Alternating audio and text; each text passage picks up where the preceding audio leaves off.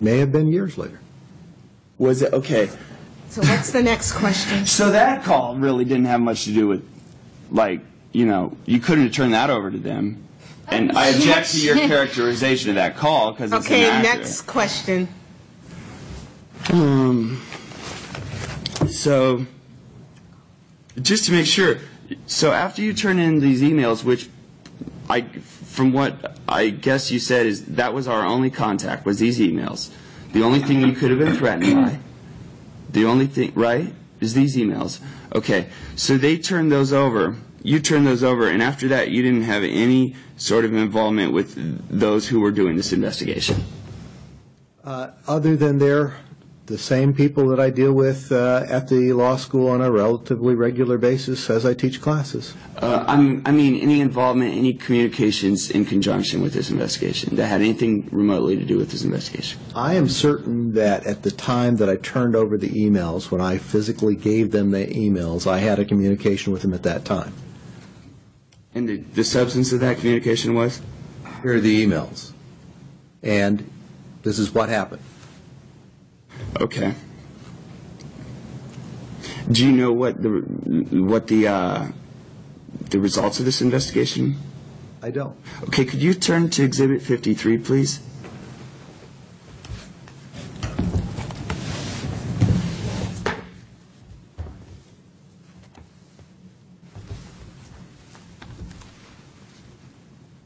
But at that time... Let him look at Exhibit 53. And no editorializing, just a question.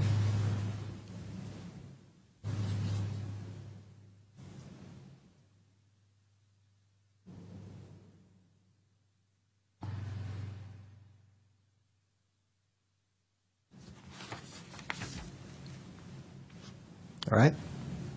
Okay, can you tell me what the final resolution of was of this matter? Objection. This academic dishonesty investigation? Go ahead and let him answer the question if he knows. I don't know. This document I've never seen before.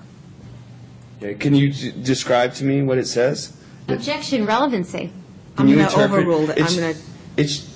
It appears that you were put on a formal notice of warning, and that if you were found responsible for a similar violation of the student code, that you would have your status reevaluated. Okay. And can you tell me the phrase where it says, it appears that academic dishonesty did not occur?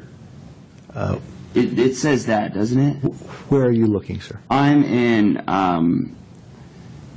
the first paragraph under this code section, student responsibilities. Mm-hmm. Okay. Fourth line down. In addition, it appears that academic dishonesty did not occur. I see that. Okay, so it says that. So what was I put on warning of? Objection. Relevancy. Okay, I'm going to go ahead and let him personal ask knowledge. the question. I'm going to go ahead and let him answer the question as he sees it. I believe the issue was one of whether or not your conduct was appropriate as you and I communicated regarding the paper. And I think what was disturbing to me was what I had raised the attention of the university about, and that was that your conduct seemed to be rather unusual in the way you handled yourself with respect to the paper. Like being a communist or something? Objection. If Argumentative. you're a communist, that'd be unusual, and so we need to say academic dishonesty investigation. Sustained. We don't like your conduct, so we're Objection, going to Your say Honor. academic dishonesty. Sustained. Is that what happened, Mark? Sustained. Let's ask the next question. Okay. Was this about academic dishonesty, or was this about conduct? I didn't bring the investigation, Zach. Okay, but you played some role in it, right? I turned over my emails. You turned over the emails one man sent you.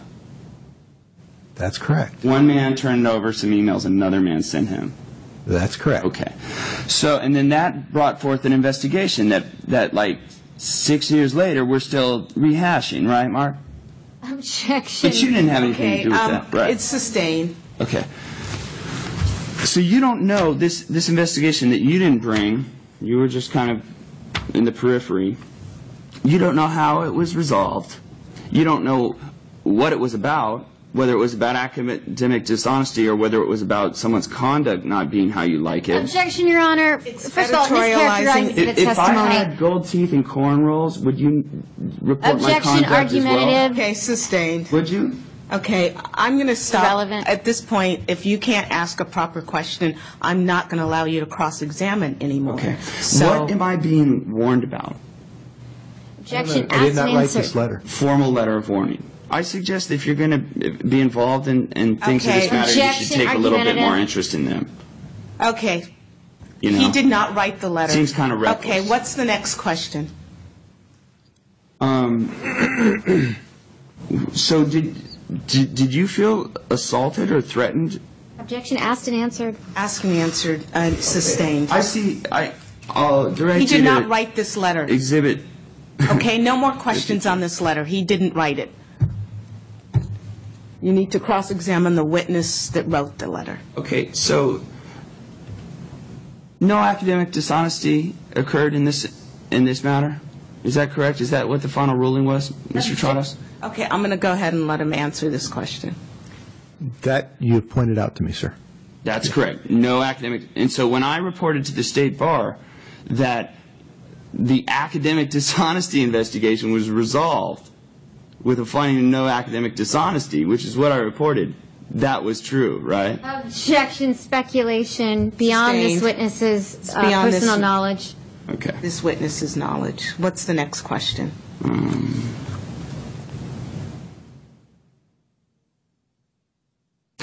Mr. Trotos, the day papers were turned in.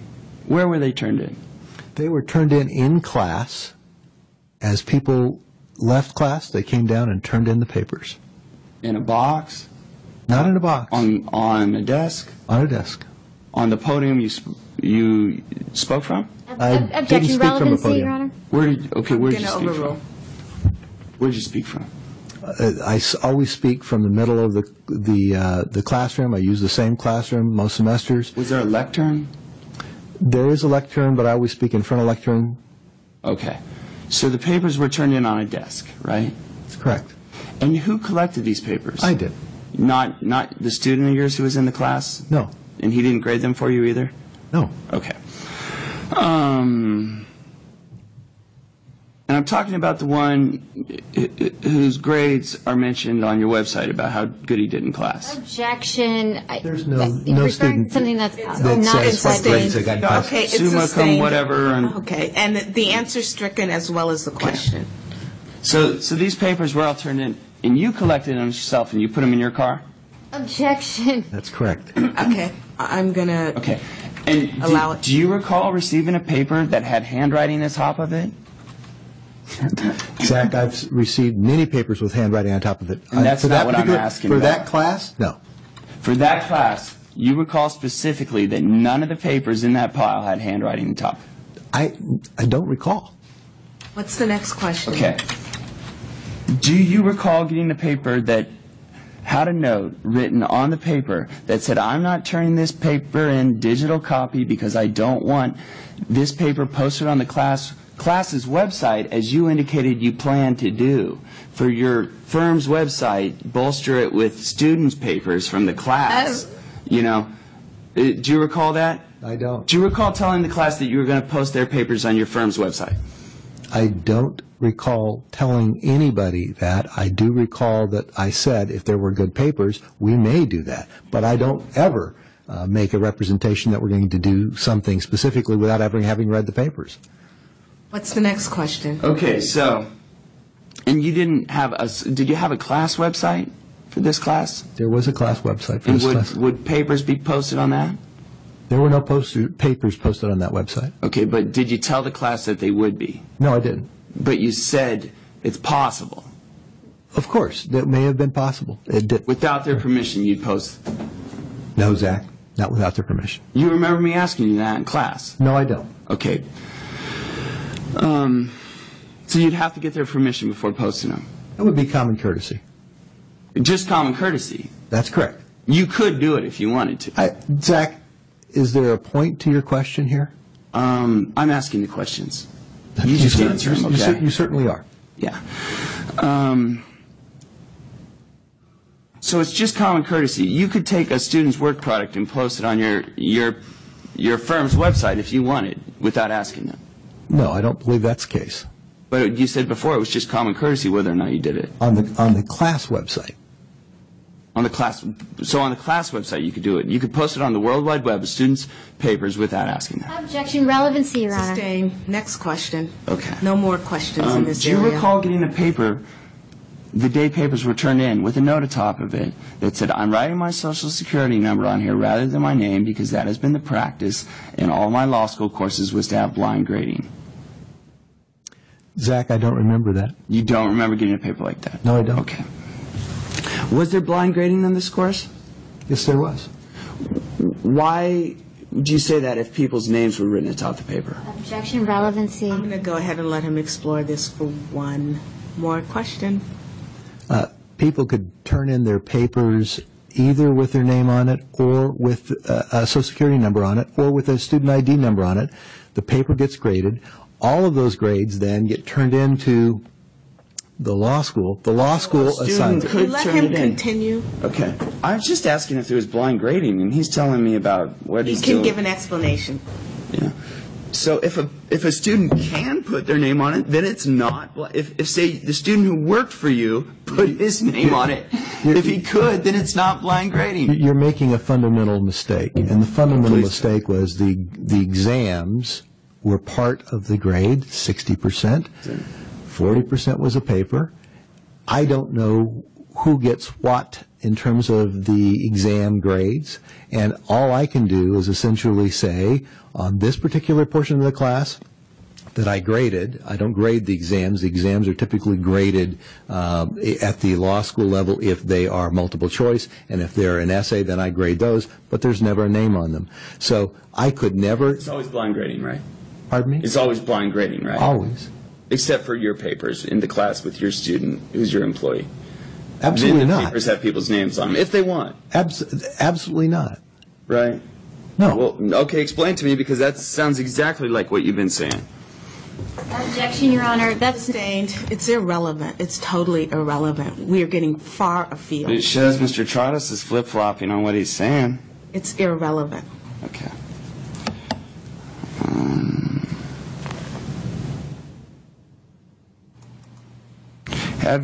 Do you have any knowledge about this paper that I turned in?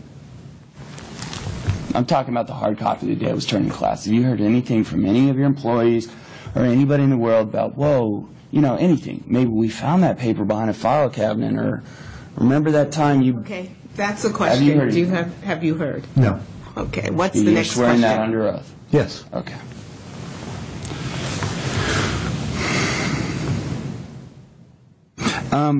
And before, when you were describing that you turned in these emails, the sole substance of our communications, and this is to somebody to start an academic and dishonesty investigation, right?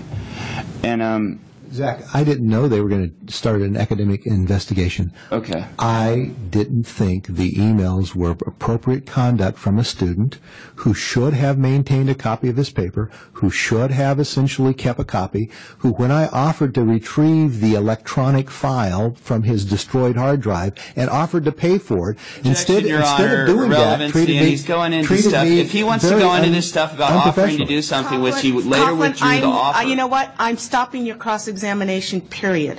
It's over with in terms of Mr. Trottis, because we're not getting anywhere, and you don't seem to know how to ask a proper question or a relevant question. So, I have somewhere to go with this, I assure you.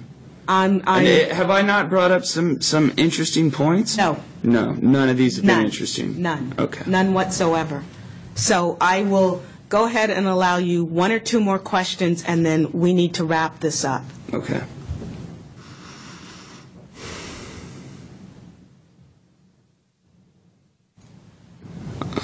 You graded the papers? I did. Did anyone else have access to the papers? No. No one else read them or helps you grade them? No. Okay. Do you still have those papers? Or were they turned back to students? Don't know whether they were kept or turned back to students. Would it surprise you if I was told nobody got their papers back? Wouldn't surprise me. Okay. So that's common. That happens. Fairly common.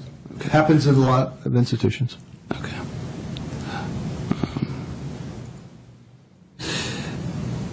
And when you turn these over, you indicated that you had no discussions about the investigation that was to take place, but you had problems with my conduct. And from that, we got an academic dishonesty investigation.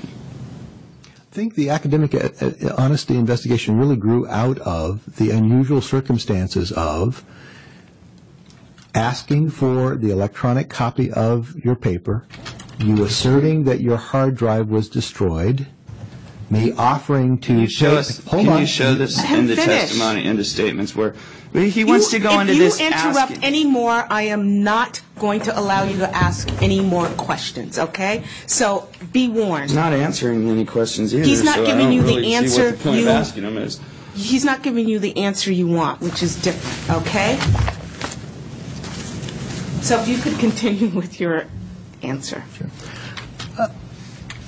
Assuming that you wrote the paper as you represented you did, and that he had written it on the hard drive as you represented you did, I offered to retrieve it for you.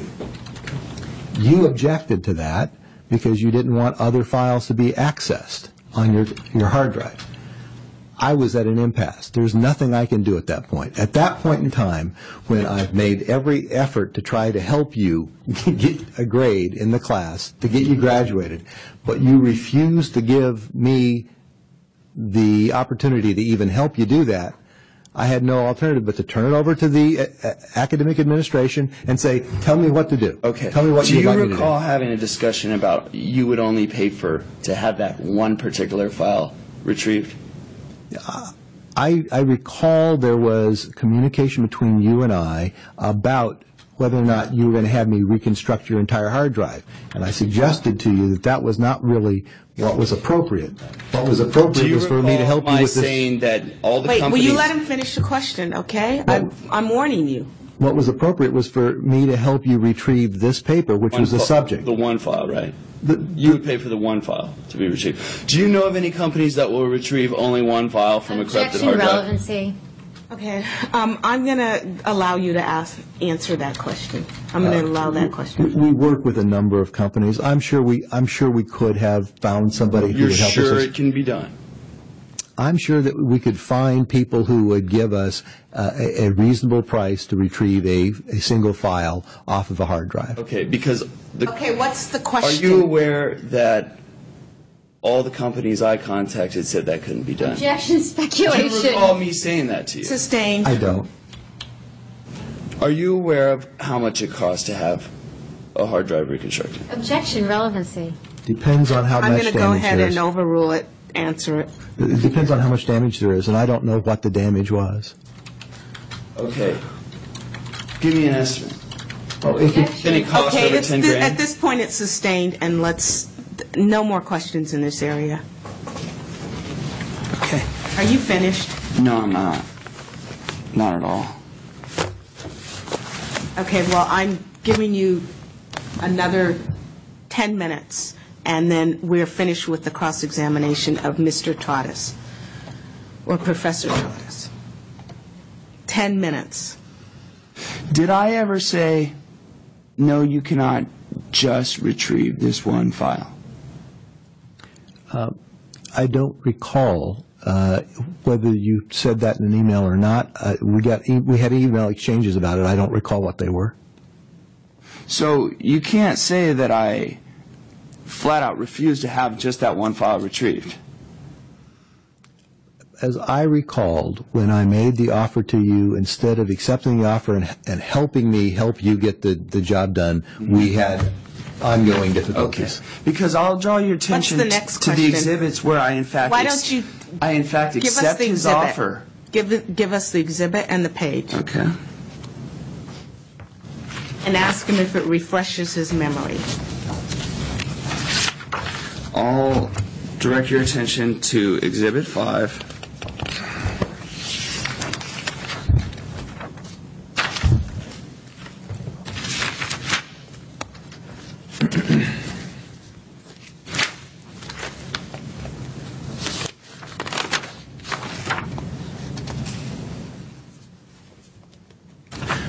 Page 21. Last paragraph. Further, OnTrack has informed me that they do not retrieve individual files, but would rather only do the entire retrieval in bulk.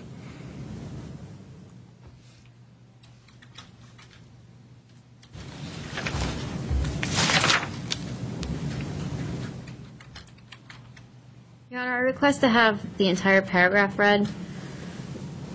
Okay, and that would be, I have already informed you? Yes. Okay. Well, what I will do is, why don't you ask a question? Okay. Page 19. Mr. Hey, wait, in terms of page 21, what's the question? Your Honor, I was sorry. I meant to go with page 19.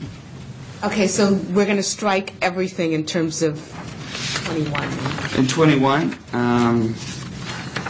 No, that's fine. That's the relevant thing about they'll only retrieve one in bulk. But that wasn't... What's the question? Okay, my question relates to page 19, and it relates to the same retrieval aspect, where it says, in this email that you got, it says, in conclusion, I'll have OnTrack go ahead and send you a bill, and I will fax over a contract for you to sign, though I do not believe it is legally necessary to have you retrieve this data. I clearly accept your offer for you to retrieve this. What's the question? Do you understand what this is, that this is an acceptance of your offer to have my hard drive rebuilt, retrieved, whatever? Okay, and page let 19. him Because he sat here today answer. saying I refuse to Okay. do that, but yet Okay. here it is. Let him answer the question. No, because, Are you reviewing Exhibit 5, page 19? yes. Okay. Okay, and let him answer, and please do not You see interrupt where- him. you If see you where we are at interrupt the him, bottom. I am not allowing you any more questions, okay? Yes, Your Honor. Specifically, you wanted to use who you wanted to use to retrieve the material, setting the price they wanted to use. That's not what my offer was. My offer was I was going to help you. Since we're an internet law firm, we had... Can you refer to that, your offer? Because No more questions all in this he area. said, his It's over offer was with. in these It's over emails. with. I'm It's just asking over with. him to refer me to Okay, where they are in the emails. It's over with. Okay. Because it's all in emails, right? I understand So that. you should be able to point to it and not paraphrase Okay, it. will you go ahead and explain? That's the beauty of Finish email, with Mark. explaining it, and, I have been more than patient. I'm telling you, this is just a warning. If you interrupt one more time, I am cutting off this cross-examination. It's a warning. So you better not do it, because I mean it this time. All right, Your Honor. Zach, your email goes on for several lengthy lines, and you'll notice at the end of that paragraph, which is one long run-on paragraph, you're talking about things that you believe are legally necessary as personal service contracts and not less than $5,000. What you had turned a simple effort on my part to help you get your grade by getting a paper into me. You turned it into some kind of mental contest about whether or not you should have something reconstructed. I don't know that to this day, Zach, I don't know what was your problem with your hard drive or if you ever had a problem with the hard drive. I honestly don't know.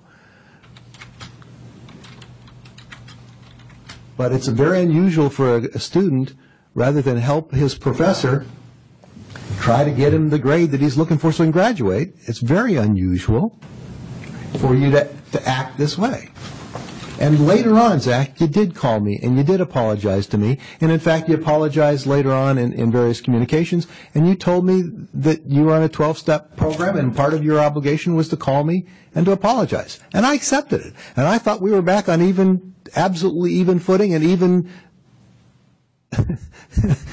and your conduct today suggests to the contrary. What's the next question? I'm sorry. So you admit that I go ahead and say, okay, you can go ahead and retrieve this file. No, you said you're going to give it to someone you want to give it to, not what I had offered. Okay, does it say anywhere in here that I'm refusing to let you do it your way? It doesn't say that. It said you were going to do it with OnTrack. Okay, did you ever write back to me saying, no, we do it my way around here? I don't recall I would ever write something like that. Okay, No. but did you ever write back to say, but fine, let's do this, but let's do it this way? Or no, you didn't? Objection relevancy, Your Honor. Did you ever follow up on I'm that? going to go ahead and allow one more question in this area. I'm not sure, Zach, but I think you already had a grade by this time. I think you had already sent me your paper, and I had already given it a grade, and this is coming after the fact. Well, actually, a question. grade wasn't issued until December 2nd. Okay. The This next is question. October 10th. So at that point, no, this is shortly after you've, by way of refreshing your memory of the chronology, class ends July 15th. You write me July 7th. You write the school asking for mine and Jessica's Objection. emails. This is counselors testifying for the witness? No, I'm just bringing up some dates because he question. clearly doesn't know the What dates. is the question? You never followed up on that because I'm establishing that grades Okay, were okay. still out. He's still doing this. So the question is, did you ever follow up on this email? I don't recall, because I think on September the 13th, Zach sent me an apology, and Zach specifically. Can you show us that rather than just trying to remember it? Sure, it's on page Bates number 0009 of Exhibit 5. And there you attach, That's from September 13th? that's correct. Okay, but the letter we were just talking about was from October 10th, Mark. That's correct. Okay. And that's, You let him answer the question. Okay. and what I'm saying to you is, we already had received from you a paper sufficient for me to determine whether or not you were going to pass or fail. Because I had a paper, I graded the paper, I said you're going to pass. And the question at that point was, were you going to be able to graduate from law school, I believe. Okay? So after I had already given you a passing grade, then you were then asking me to spend thousands of dollars to retrieve your entire hard drive instead of a single file. That's why I think it was not particularly relevant. Well, was it relevant to the academic dishonesty investigation that was going on? Zach, I didn't know an academic dishonesty investigation was going on. Okay. And you didn't know that I didn't receive my grade until December, right? Objection Go ambiguous. ahead, let him ask. I don't know when they gave you your grade, Okay. Zach. Okay, so you Has just like don't 2 know a minutes whole lot to of ask. things, You right? have 2 minutes to ask Okay. your question. So this is how you want to spend it. Go ahead. Okay.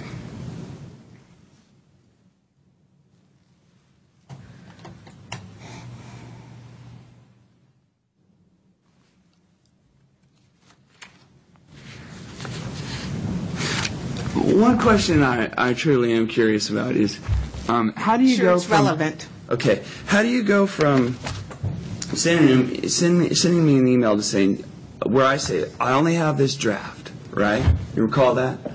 And then you say, okay, give me the draft. And I turn the draft in, and the next thing I know, a couple of weeks goes by, and then I get a letter on my birthday from the dean saying, academic dishonesty investigation. Where do we go from you saying, turn in the draft, to academic dishonesty? How do we get there? Objection argumentative. Speculation. Relevant. It does call for speculation. I'm going to sustain it. One more. You have Okay. one more question. Do you recall saying, turn in your draft? I told you to turn in whatever you had. Turn in whatever I had. That's in one of these emails, right? I don't know whether it is or isn't. It is. What's the question? Okay. From there, when I do what you said, was that like a little trick or something? Turning what you have Objection, and then we're going to do an argumentative. academic... It's sustained, and the time is up. So do you No. have any... You asked me to turn it in. I turned it in, and Cross-examination then- is completed, And what so- do you do? Cross-examination is I turned in completed. what you said. I Mr. turned it in. You Coughlin? said turn it in. Cross-examination's over with. I gave you your time. Do we have any redirect? No, Your Honor. Okay, Mr. Trottis, you may step down. Thank you very Thank you.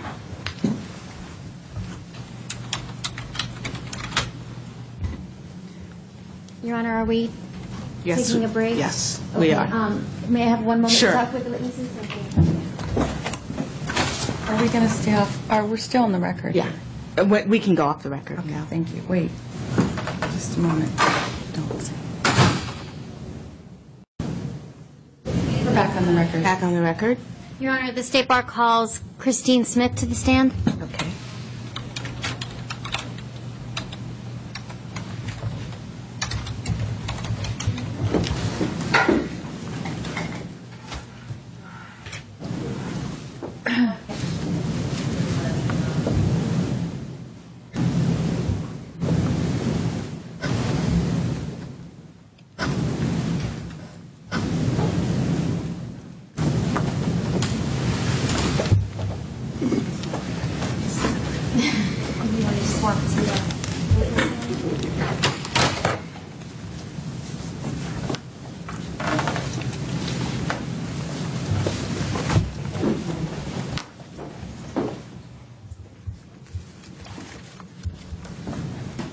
You remain standing. And please your right foot. Do you solemnly state under penalty of perjury that the evidence that you shall give in this matter shall be the truth, the whole truth, and nothing but the truth? Please be seated and state and spell your first and last name for the record. My name is Christine Smith, Christine Smith.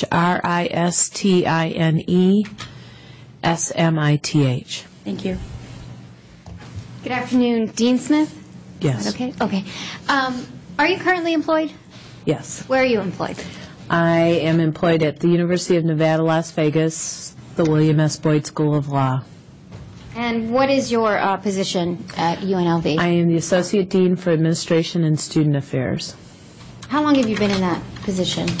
Since September of 1997. And can you just go into a little detail about what your responsibilities are? On the student affairs side, I supervise the offices of admission, the Dean for Student Advancement, Career Services, Registrar. On the administration side, I supervise the staff in the business operations management part of the school.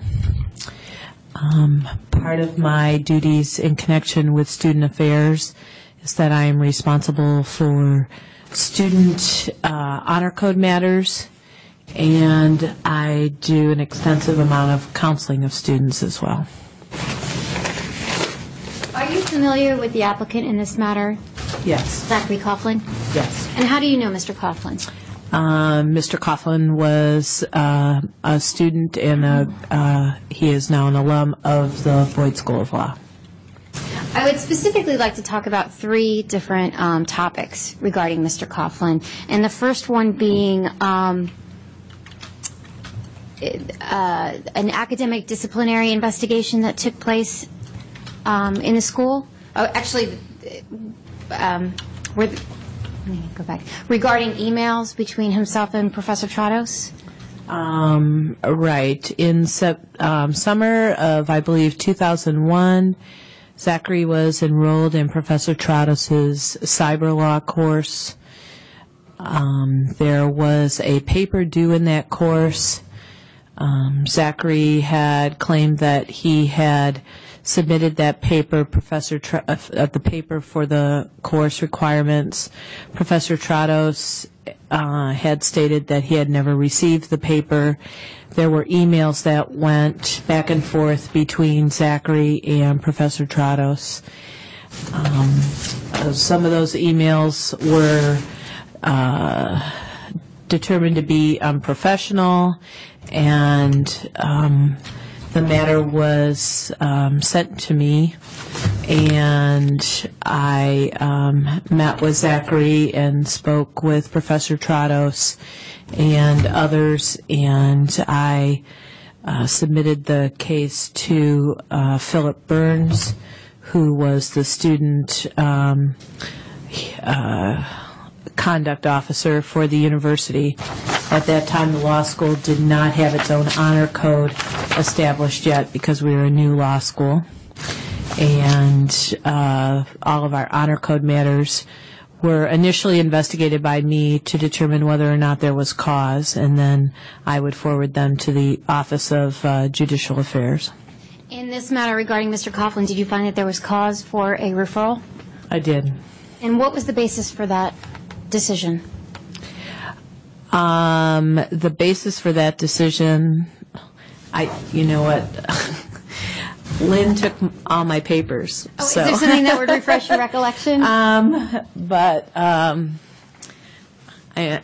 had sent a letter over to Philip, and I can't remember, since it was 6 years ago, specifically what that letter said. So, can I direct your attention to? There are witness binders in front of you. If you Okay, could look great. at Exhibit.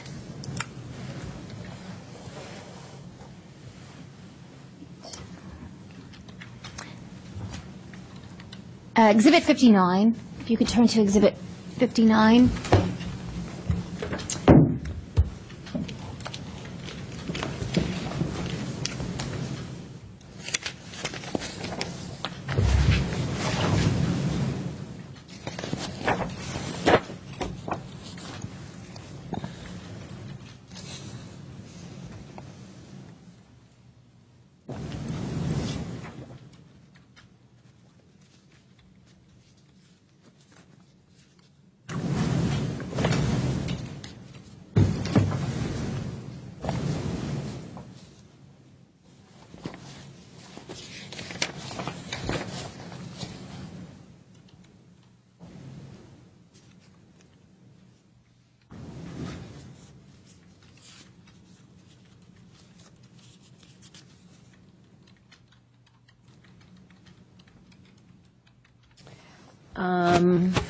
Okay. Do you recognize this exhibit? I do, yes. And how do you recognize it? This is a letter that I wrote to the Vice President for Student Affairs, Rebecca Mills, and Philip Burns, the Student Judicial Affairs Officer.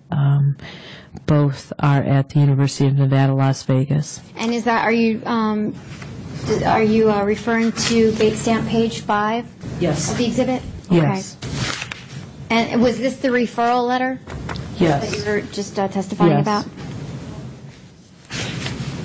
And I'd like you to look at page 1 of the exhibit.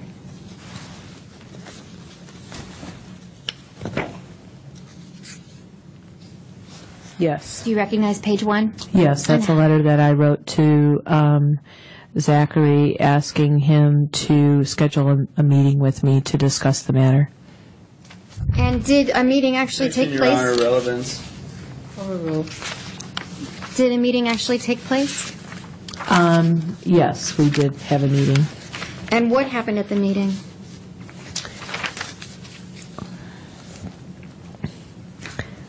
If you recall. I really don't recall specifically, but I can tell you that based on the conversation that we had, I was concerned enough that I then forwarded the matter on to the University Student Affairs Judicial Officers. Okay, I'd like you to look at page 2 of the exhibit. Mm-hmm. Do you recognize page 2? Yes, that's an email that I wrote to Mr. Coughlin.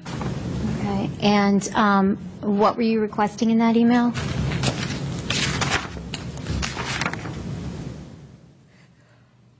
I was asking him to provide me with an explanation of the circumstances surrounding the submission of his cyber law paper. And if you turn to pages 3 through 4 of the exhibit, do you recognize those pages? That appears to be Mr. Coughlin's response to me.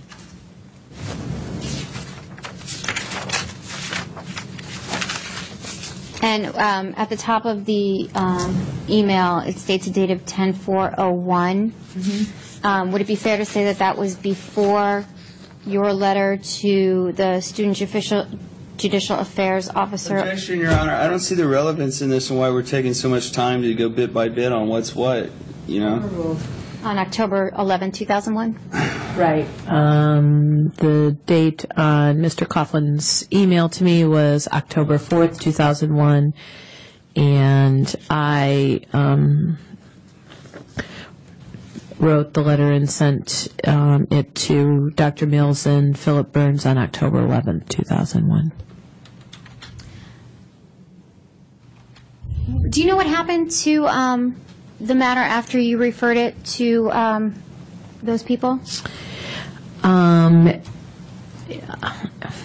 going to have to refresh my memory with the exhibit, but I believe that Mr. Burns found that there was not academic dishonesty, but there was another incident that had occurred involving Mr. Coughlin dismantling a computer in the microforms area of the library and taking that to another area of the library to use it for his personal use. And in that situation, Mr. Burns did find that there was a code of conduct violation, and he had Mr. Coughlin pay $100 restitution to the university. Okay, I'd like to discuss that matter in just a minute, but can you refer to Exhibit 53?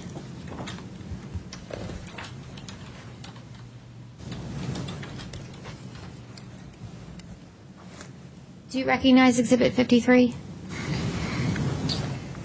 This is the letter that Mr. Burns wrote to Mr. Coughlin after his investigation of the honor code matter. Did you receive this letter at some point during the investigation? Yes.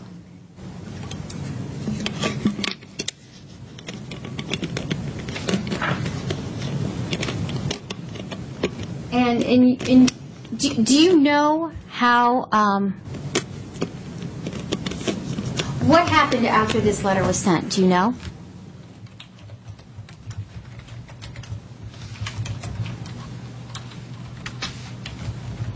I don't recall. In connection with this matter specifically? Yes. No, I. And is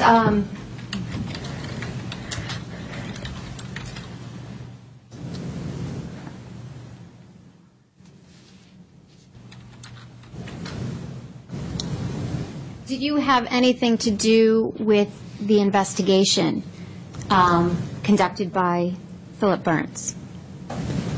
Not to the best of my recollection, no. Okay.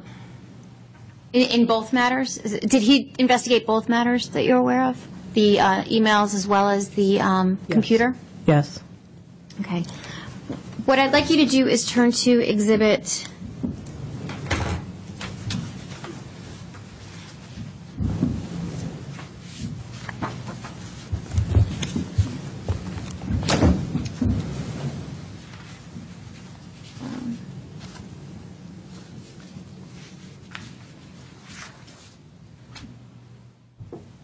58.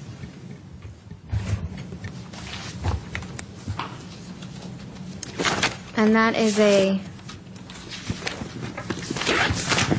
7-page exhibit.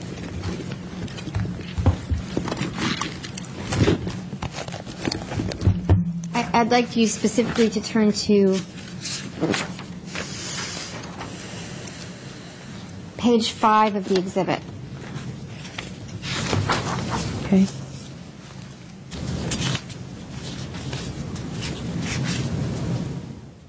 Do you recognize page 5 of Exhibit 58?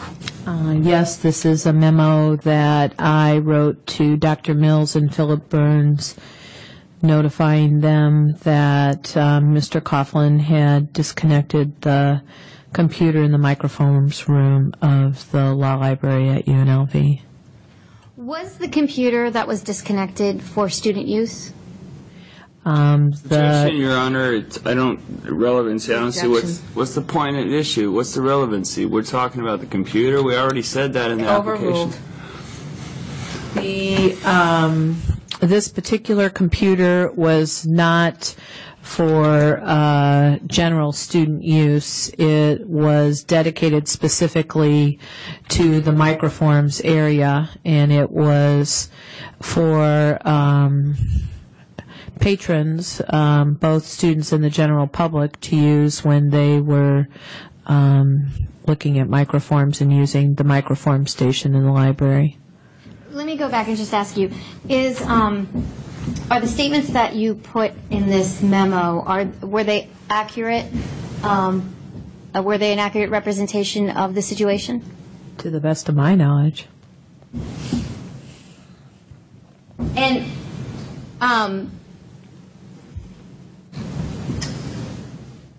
what exactly happened in this instance?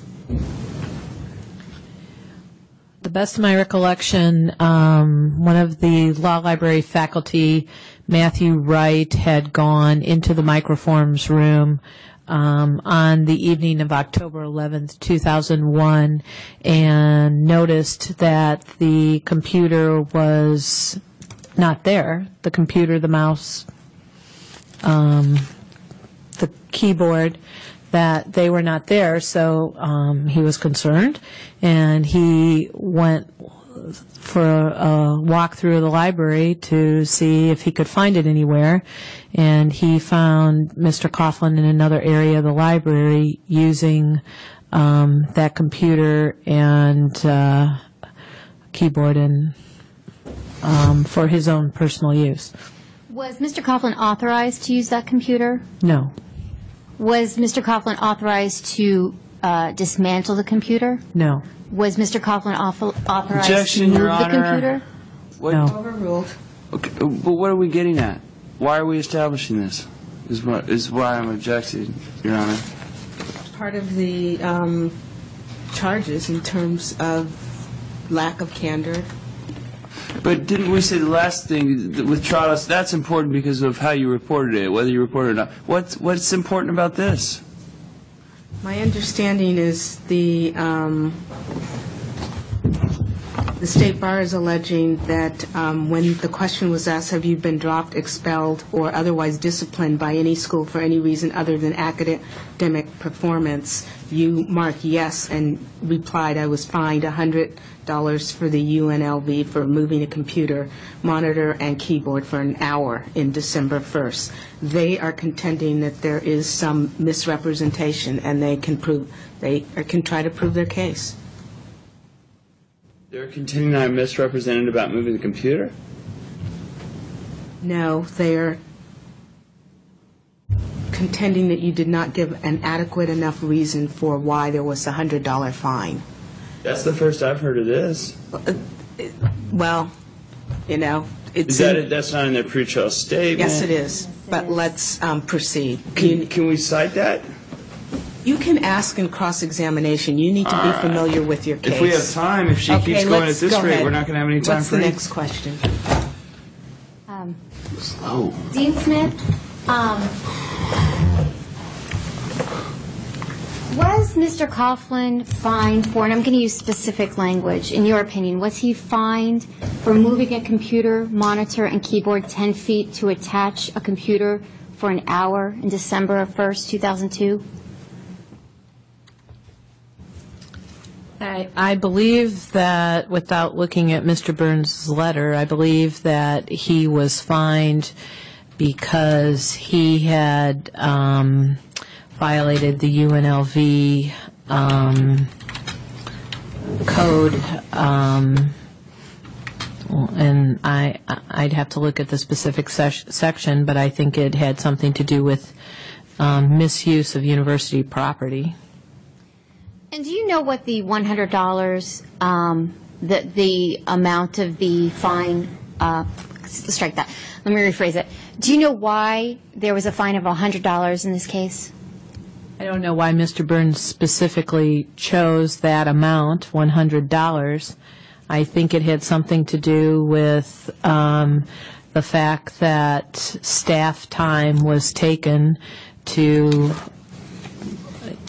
first of all, find the computer, and then to have to put the computer back in its proper spot, and then there were also some resettings that had to be done to the computer because the settings were off from what they should have been at that particular station.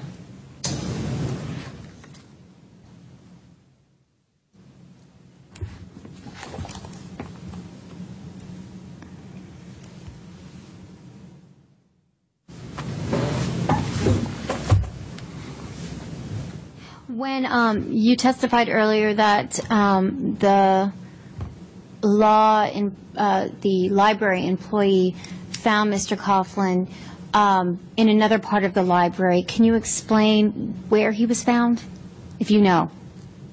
I don't know that I knew. My familiarity with that building was that the Microforms computer was in sort of a isolated room, and the computer was taken out of that room and moved to another room in the library. In that same library, very near to this area, was an area for student use, the student computer lab that was specifically for law students, and that computer lab had approximately 30 computers for student use. And so that was nearby, but that's not where Mr. Coughlin was found? Or was it? I don't believe he was found in the computer lab. I believe he was found in a nearby room in the library.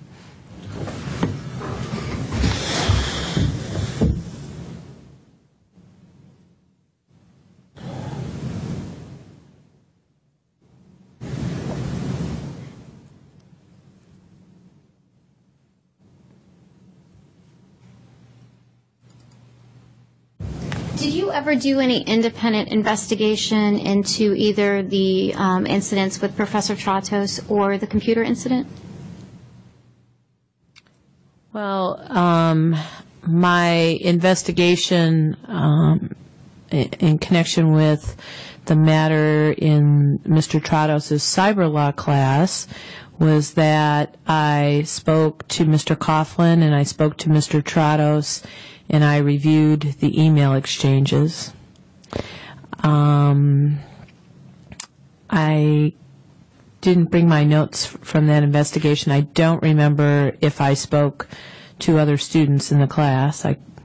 In the situation with the library matter, I spoke to Matthew Wright, who was the law library faculty member who discovered that the computer was missing. I also spoke with Mr. Coughlin, and I spoke with one of our IT staff members, Donald Castle, and I spoke with Mr. Burns.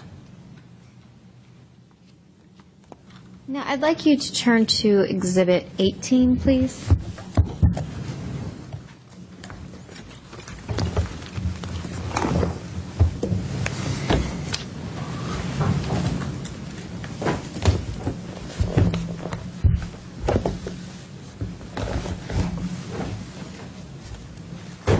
Okay.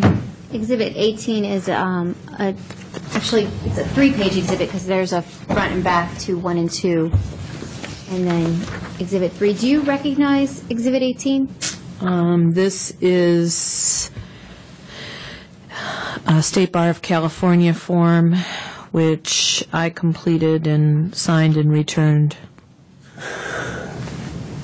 to the State Bar of California. And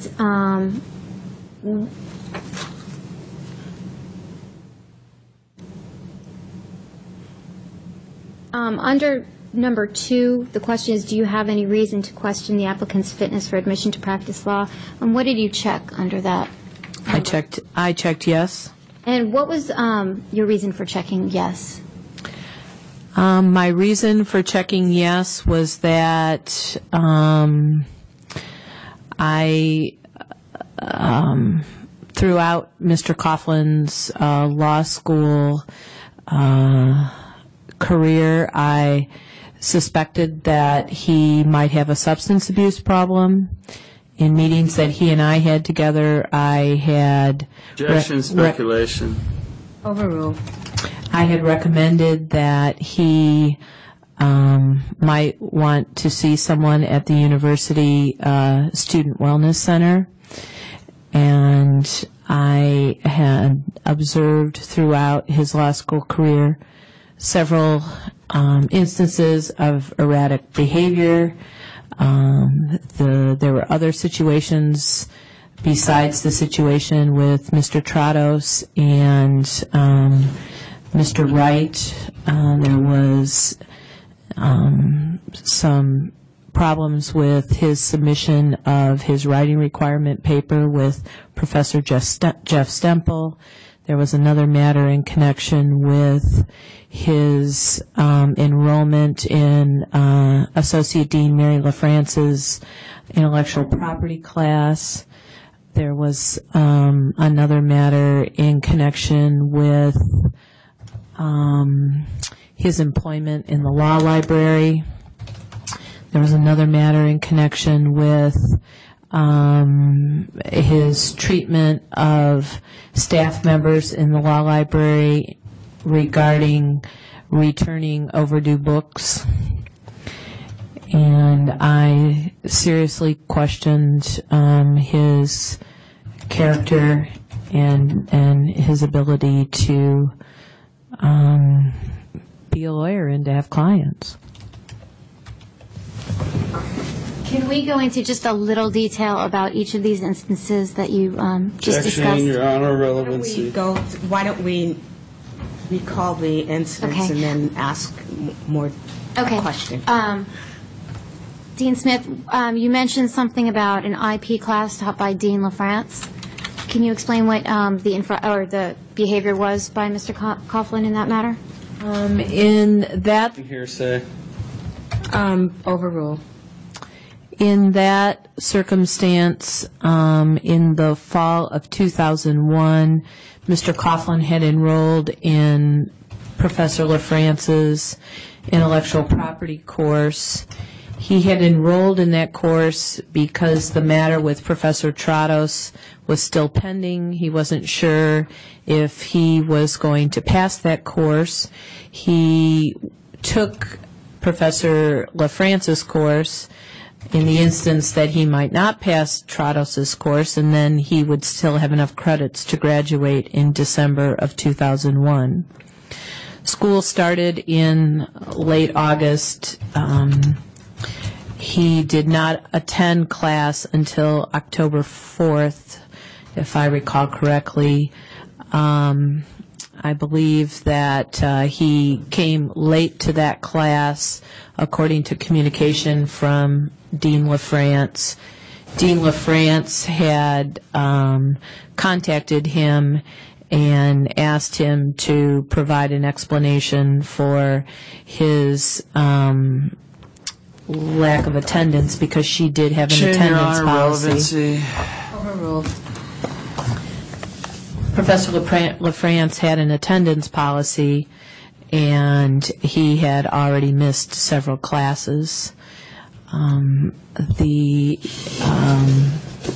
result of that whole matter was that she administratively withdrew him from her class, but in the process of that happening, he had sent at least one email that was unprofessional and rude. Objection, hearsay.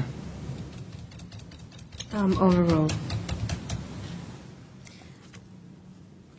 And then I believe the first incident you mentioned was something with, and I'm not sure if I have this right, Stemple? Or? Professor Stemple. Stemple. Can you explain that situation?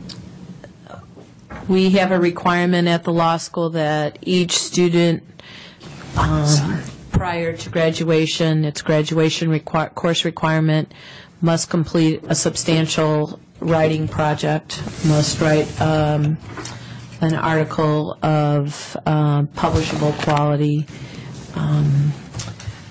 Mr. Coughlin had submitted a paper to Professor Stemple. Professor Stemple had determined that that paper... Objection, Your Honor, relevancy. Your Honor, if we're going to go on all these, can I go into the Anson matter that we didn't bother to bring up? If you want to Okay. muddy the field and bring more and more of your conduct into this hearing, that's fine. Okay. It's not working Just for you. just as long as we're not going to ignore the Anson thing, okay? Because you forgot to mention it, Christine, and go into the Okay, 5 Your Honor, other okay. things. Enough. Sorry, could you continue? Mr. Coughlin had submitted a paper in fulfillment of the writing requirement to Professor Stemple. Professor Stemple had communicated to Mr. Coughlin that there were substantial deficiencies with that paper. He had sent him a memo that outlined the deficiencies and asked him to rewrite the paper addressing the deficiencies outlined in the memo. And it took several weeks, possibly even months, for that whole process to be completed because he was in an email exchange with Professor Stemple in what I would call, just disagreeing with the quality of the paper and whether or not it fulfilled the writing requirement. This is not going to the truth of the matter, so I'm going to overrule the objection. And then if we can just talk about his Sorry, employment. Ryan, you overruled the objection? Yes, because it's not for the truth of the matter. It's to explain her opinion as to why she was concerned about whether you should be a lawyer or not. Dean Go Smith, ahead. I apologize. If we can just discuss Mr. Coughlin's employment at the law library. You mentioned that was something that also caused you concern. I believe that the law library faculty could Objection, Your better Honor. address. Is this hearsay when she's quoting all these other people? I don't know. We haven't allowed her to finish. I know, okay, but in previous answers she said, well, Dean LaFrance told me and so-and-so told me. And Problem is hearsay is only if it's going for the truth of the matter. This is to explain why her opinion is that you should not be a lawyer. Okay, so in the last situation, she's explaining it because there was a paper due, and I had some Mr. discussion Conklin, about will what you was supposed to be in the paper. quit and then- interrupting? Act like a lawyer. So what's the... I'll just make this brief. Were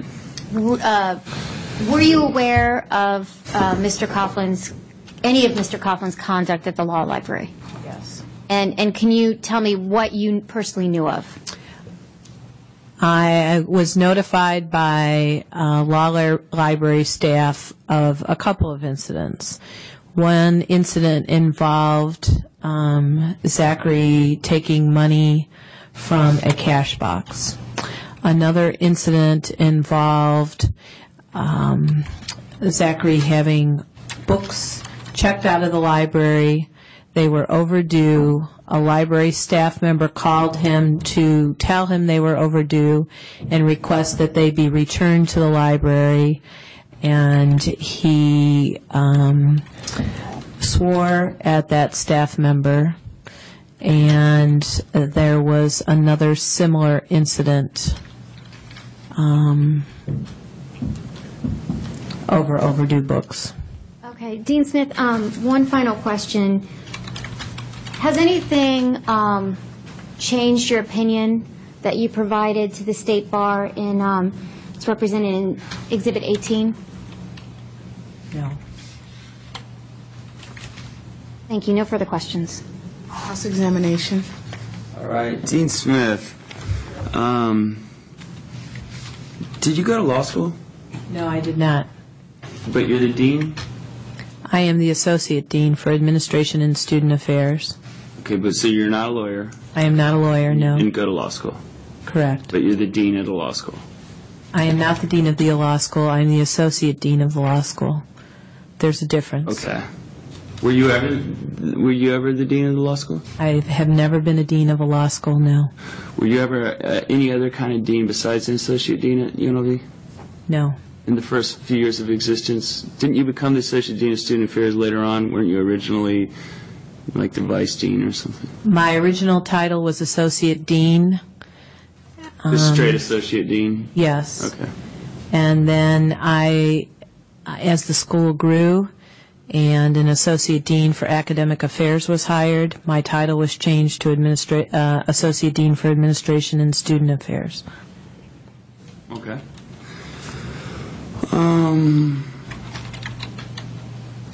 I noticed when you were elucidating, I think it was the 5 incidences, you mentioned something about a paper with Jeff Stemple where it was like I did a paper, it wasn't quite what he wanted, then we went back and forth on what it needed to have for a while, and then I turned it in and the paper was done, and I really didn't see where you're going with that, where that was all that incendiary. Is there a question? There's got to be a question. What was Quit incendiary about editorializing. that with Jeff Stemple? Why even bring that up? My concern was there are email notes in the file from you to Professor Stemple that I believe were unprofessional. Objection here, saying no foundation for it. Overrule. What was unprofessional about it? I could tell you if I had that right in front of me. I actually had it in my folder that Lynn has right now. If it's in one of these exhibits, I would be happy to tell you what was unprofessional. Was it submitted to the State Bar of California? I believe so, but I'm not absolutely certain. The Stemple thing. I can't tell you for certain. Ms. Kagan? I don't know what's here in front of me. Ms. Kagan, your question should be addressed to Okay. the witness. Well, we don't have that in these 69 exhibits. We don't have anything about Stemple in here. Okay. Mr. Coughlin, I should warn you that you should be happy that it's not, okay? The more you bring out, the worse the case gets. You need to focus on the issue at hand here and not broaden it. I noticed you mentioned like 5 things. You mentioned something about the library. You mentioned something about being enrolled in a class and then later not dropping the class or not taking the class or something like that. But you didn't mention anything regarding Professor Anson. Can you explain that Professor Anson situation, why that didn't come up when you were talking? Objection lacks You foundation. know what? I think I'm going to go ahead and let you answer it, if you can. I don't know. Are you referring to a Professor Anson situation that is specific to you? I was on the periphery of it. I had a meeting with you about it. What's the question? Why she didn't bring this up, this Anson matter? I don't know specifically what matter you're referring to, and I don't. Did Anson work at your law school? Yes. Was he fired? Yes. What was he fired for? Objection relevance. I'd like you to make an offer of proof right now because I don't see the relevancy. Well, I had issue with some of the treatment I received from Professor Anson. He was later terminated from the law school for matters that didn't involve me. How's this relevant to this hearing? Why wasn't this brought up? And Because was it wasn't relevant to you. Because it's not relevant to you. So none of my conduct was unprofessional within that Anson? Nothing I did related to the Anson or my meeting with you about him was unprofessional? Objection assumes If back you're none saying it's not evidence. professional, if you're saying I was professional, then please tell me how professional I was. If I was unprofessional, please explain how Coughlin, will you and tell me please why let- you didn't bring Please that up. let her explain her answer. Go ahead, if you can explain. I have a hard time remembering any interactions with you in which you were professional. In which I which- was professional. Yes, But which you is only why chose to I mention a have few. submitted what I've submitted to the State Bar So of what's the California. next question? So was I unprofessional in this Anson situation? I don't remember the specifics behind that situation, so I can't And yet answer you remember them. the specifics about a paper that was due in Stimple's class. I This is a guy who do. got fired and you don't remember about Objection, that. argumentative. But you remember about everything with the paper Objection with Stimple. argumentative. Sustain. What's the question? So you don't have any recollection of me writing you an email about Professor Anson? Objection asked and answered. What was the answer? Okay, it's sustain. Okay. Do you have in your file at school an email from me to you about Professor Anson?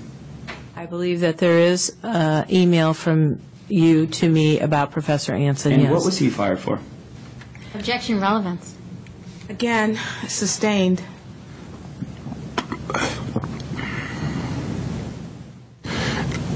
Why wasn't I asked to comment at all during Professor Anson's trial? Objection relevance. Sustained.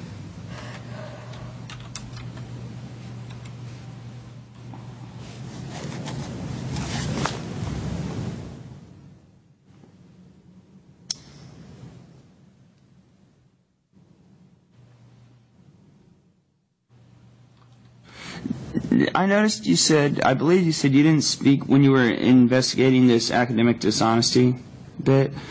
You know, the thing where I acted unprofessionally, and so we said, well, we're going to bring an academic dishonesty charge. Or were you saying I acted inappropriately Objection. Is there a investigating? And then you question said, well, pending? this is academic dishonesty right Objection, here. That's what this argumentative. is. Okay, it's sustained. Okay. Ask a I question. noticed you didn't, you said I didn't speak with other students about this. I spoke with Don, maybe somebody else, and Objection. somebody Ms. else. States What are you her talking testimony. about this? I'm talking about the academic dishonesty investigation stemming from Professor Trottis' What course is the and your question? investigation of. And you stated that you didn't speak with other students in the class in regard to this matter. Is that true? Objection that misstates her testimony. Well, then can you please clarify what your testimony was? First of all, I'm going to sustain the objection. Ask a question that comports with what her testimony is. Did you say something about whether or not you spoke with students in the cyber law class related to the paper incident involving Mark Trottis? Today, you mean? Yes. Yes, I did make a statement. Can you tell me roughly what that statement reported? I would have to have the transcriber read that back to me. I don't want to misspeak. Well, why don't you just don't give you me just roughly what you Why said? don't you ask a direct question? Did you talk speak to other students regarding this? It's pretty simple. Okay. Well, see, but it's interesting if she can't quite remember what she said, and then now she wants to hear it back. And Objection. Did you I'm going to ask other strike all students? this editorializing. Did you ask her? They're certainly editorializing when they're going into all these peripheral Mr. incidents with... Coughlin, you cannot seem to ask a direct question. Did you speak to students in the class, the cyber law class, having anything to do with the investigation related to me and the paper in Mike Trottis' class? I don't recall. Okay, because earlier you said that you didn't. Okay, she said she didn't recall. Ask the next question. Okay, why earlier did you say that I didn't speak to other students in the class? Objection misstates her testimony. Sustain.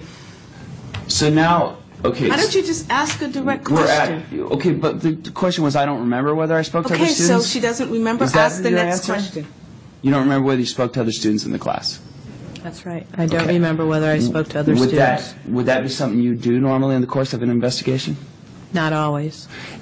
Do you remember me telling you of several students who would say that they saw me turn the paper in? I remember you telling me that, yes. And do you remember whether you asked those students or followed up on that in any way? Objection asked and answered. I'm going to overrule the objection, just if you can remember. Restate the question, please.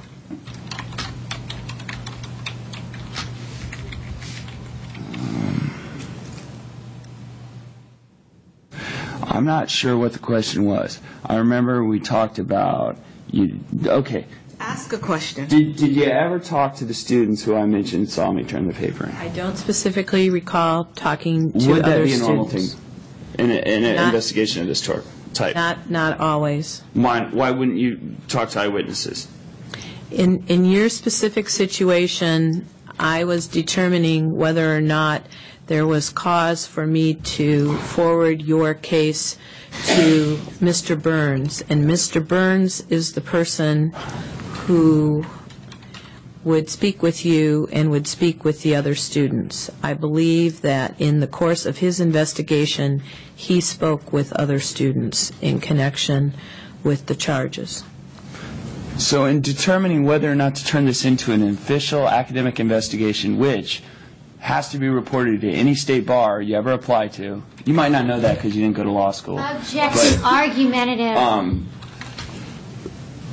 In the course of Please show some respect for people in this as soon as court. someone shows some to me, okay? In the course of doing that, you didn't speak to any of these students.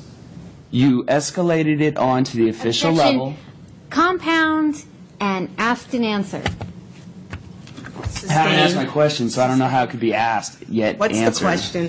Mr. Coughlin, I'm giving you 10 more minutes on this witness, and then this is it. So you need to ask effective And questions. another area of the library for personnel where this thing was supposedly moved, what was it in the same? Did it have the same four walls as from where it was moved? Objection, vague and ambiguous. 1, 2, 3, 4. There's 4 walls. Was the computer in the same room I'm going to originally overrule where the it was objection. moved? Because you're making it sound, from your early Will you just testimony, it ask sounded the like you question? dragged it across the street somewhere. Objection. Ask the question. Was it in the same same room, same 4 walls, containing room? I don't know. I would have to ask Mr. Wright that question. But earlier you What's the knew next question? Okay, then if you don't know, then why earlier were you able to describe it as he dragged it to another area of the library? Because you did. But If it's in the same area, or if you don't even know what areas that it's in, how can you describe whether it's in the same area or another area? the way that the library was laid out, it was a very big space. The particular room that the Microforms was in was a room not much larger than this room. There were rooms, larger rooms adjacent to that particular room. I don't know whether you were in that very same room or if you were in the next room. But I do know that Mr. Wright had to go looking for the computer, so it wasn't right next to its proper spot. Okay. Do you recall Mr. Wright telling you that I walked up to him and told him I had the computer when I saw him approach the computer? And when I say computer, I mean monitor, because the hard drive was never moved, right? Objection. It was How just the many questions monitor are and the pending at mouse this was point? moved. Okay, what's the Okay. question? Do you recall Mr. Wright saying I approached him? No. What's the next question? I'll direct you to Mr. Wright's exhibit. What's the number? It's this exhibit 58. What's the page number?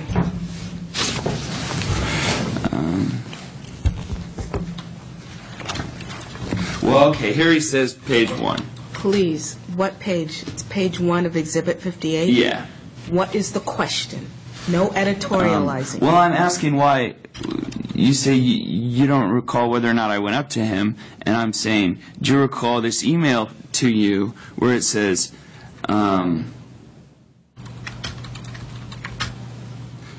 disconnected the monitor, keyboard, and mouse, which is in contradiction to your saying I moved the whole computer earlier. But anyway, Clearly, Mr. Coughlin, you don't know how to refresh the memory of a witness. he said he ran into Zach. What does that mean? Does that mean I approached him? Mr. Coughlin? It's speculation.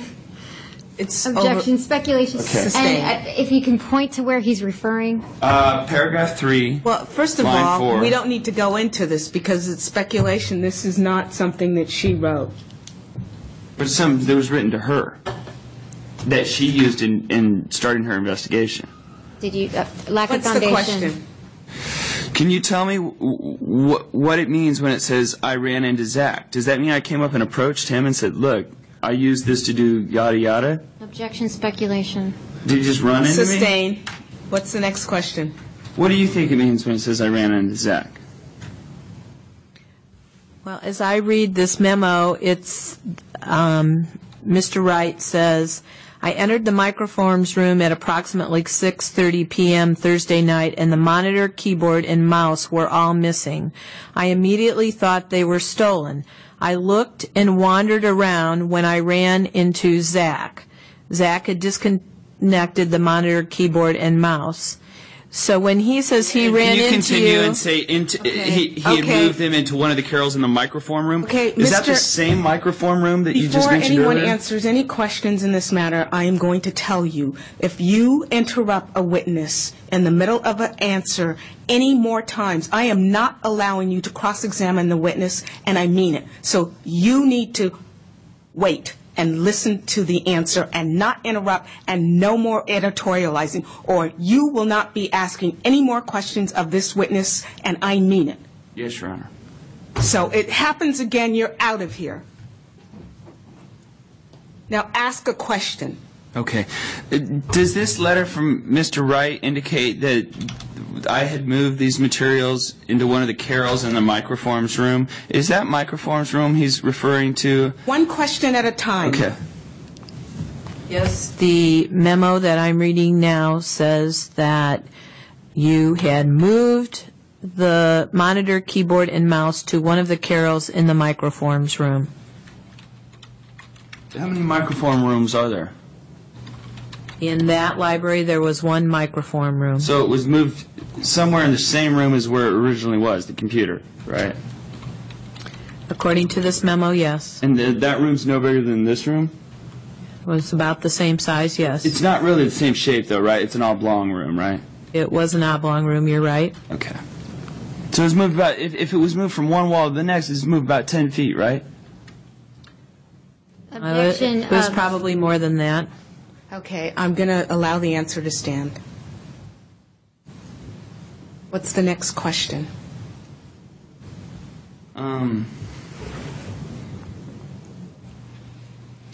I'd like to ask you about this letter, this Exhibit 53. Our problem here is we're saying, Objection, is there a question? What's the question? was I cleared of any academic dishonesty?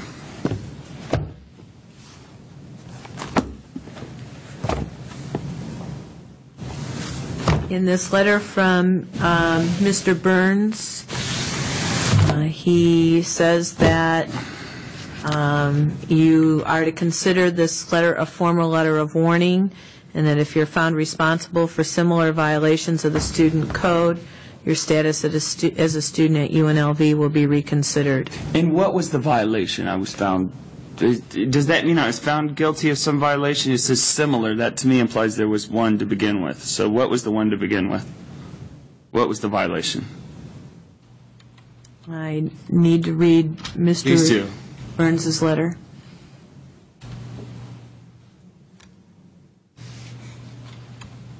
I believe from reading the paragraph above that he's referring to academic dishonesty. He says it appears that academic dishonesty did not occur.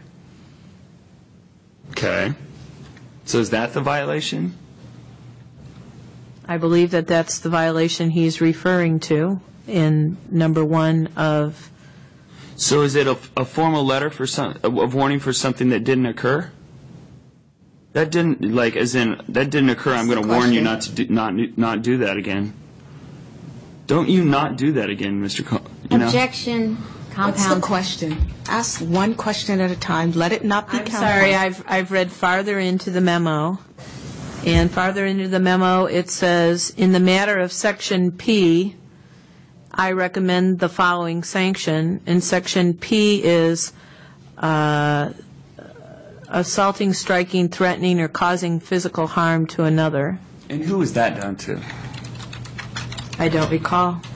Wouldn't that kind of be important to put in a report? Objection, This is not my report. This is not her report. Okay, What's but the next you kind question? of were in charge of student affairs, right? And one of your kind of duties would be to understand, like, what's going on, right?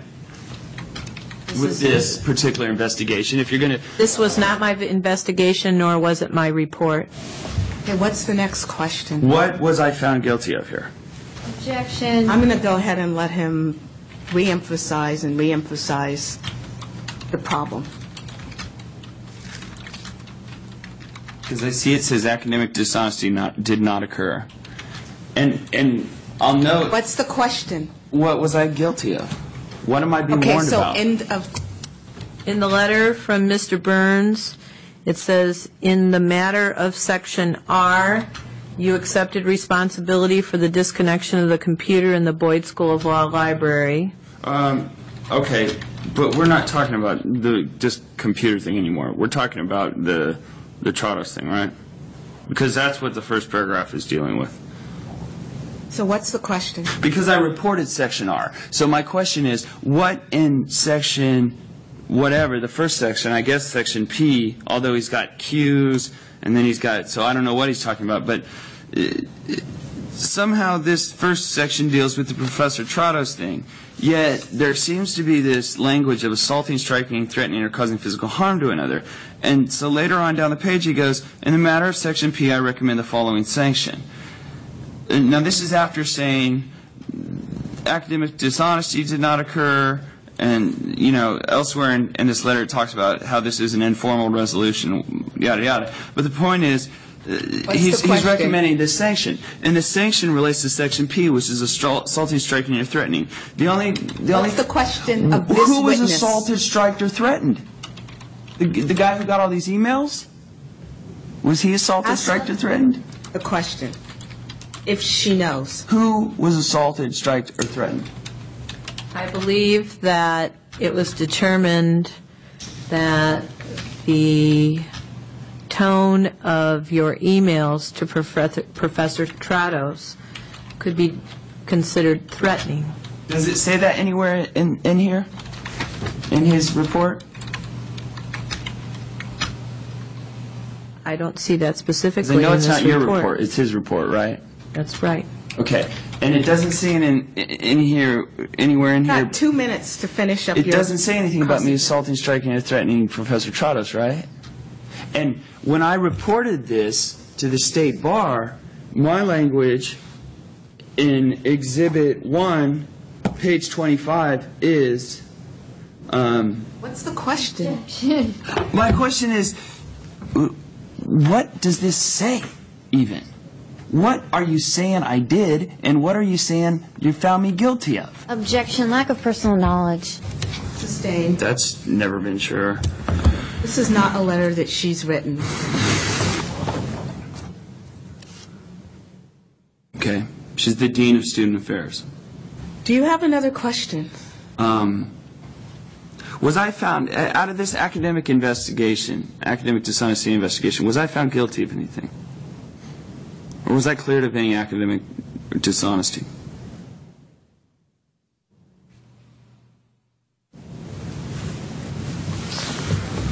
Mr. Burns' letter says, after an investigation, it appears that the matter of your remarks has been informally resolved between you and your instructors. In addition, it appears that academic dishonesty did not occur.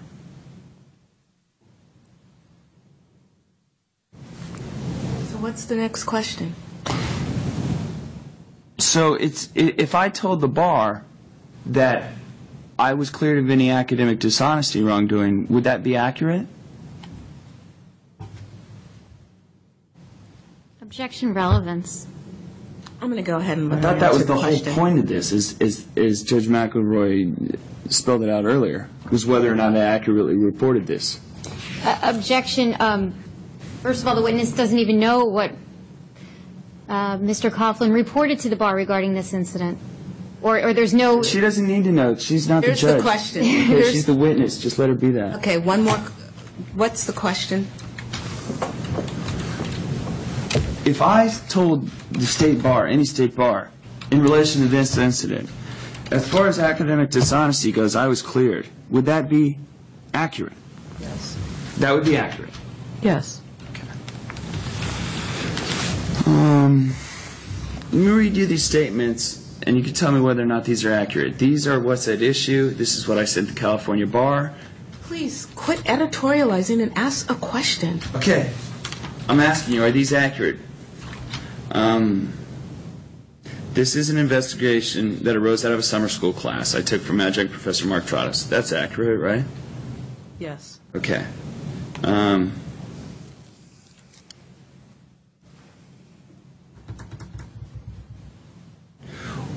What was when this academic dishonesty investigation was started, what did you think I had done? What were you charging me with? Objection. I'm going to sustain the objection. Lack of personal knowledge. It has been gone over ad nauseum. So I'm And the never truth actually of going it to is, get told the what truth they of it thought is, I you got the did. best answer you could from her. She said that there was not academic dishonesty found. Okay. I mean, how much more do you want? Okay. And that was the question in terms of the State Bar. So, Okay, so when I write in my letter to the State Bar,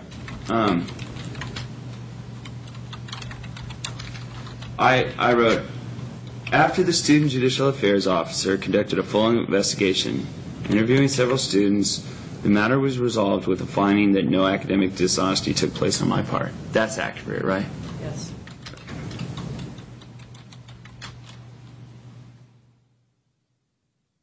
Okay.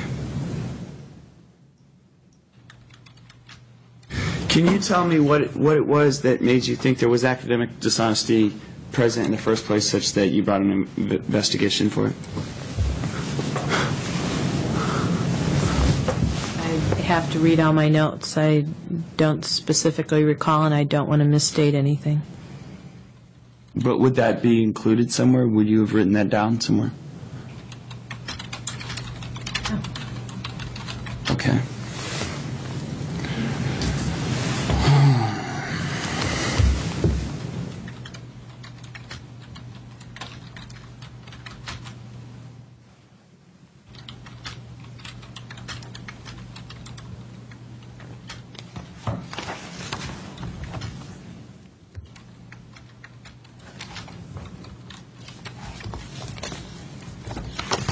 are there any other questions?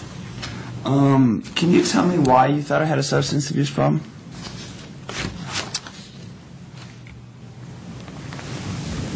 Because of your erratic behavior, because of the emails that you sent to faculty and staff, because of the various incidents that I had referred to earlier, it led me to believe that you had some type of a problem. So does anyone who has any problem with any of your faculty or staff have a substance abuse problem? No. Do they have some type of problem? Objection vague. Sustained.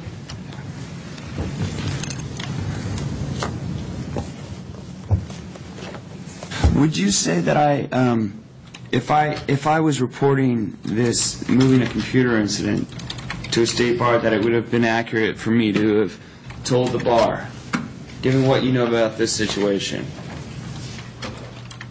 as I did in my application, would you say that this is an accurate description of what took place when in Exhibit 1, I believe it's page 13, maybe page 13, under the Scholastic Discipline section, I said, says, have you ever been dropped, suspended, expelled, or otherwise disciplined by any school for any reason other than academic performance? And I'll note that this... Please, no editorializing. Okay, and I say, I was fined $100 by UNLV for moving a computer, monitor, and keyboard 10 feet to attach to my computer for an hour, ... Was that accurate? I request that the whole sentence be read. Okay, please read the whole sentence. Mr. You want me to? Yes. It's your question. To attach my computer for an hour in December 1st, 02, University of Nevada, Las Vegas.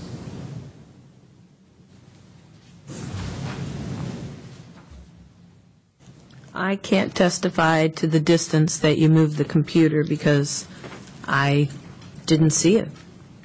But we know it was in the same room, right? According to Mr. Wright's memo that we read earlier, yes, it was in the same room. Okay. So So it's accurate in every way, except you're not sure exactly how many feet it was moved, but it was moved in the same row. Objection, that misstates her testimony. Can you tell me if this is accurate or not, besides how many feet it was moved? Is that what it comes down to? How many The feet? statement is accurate with the exception of I cannot testify to the distance that you moved the computer because it's not stated in Mr. Wright's note to me, and I did not see it myself. Okay. But we can say it was in the same room. Yes. Okay, what's the next question?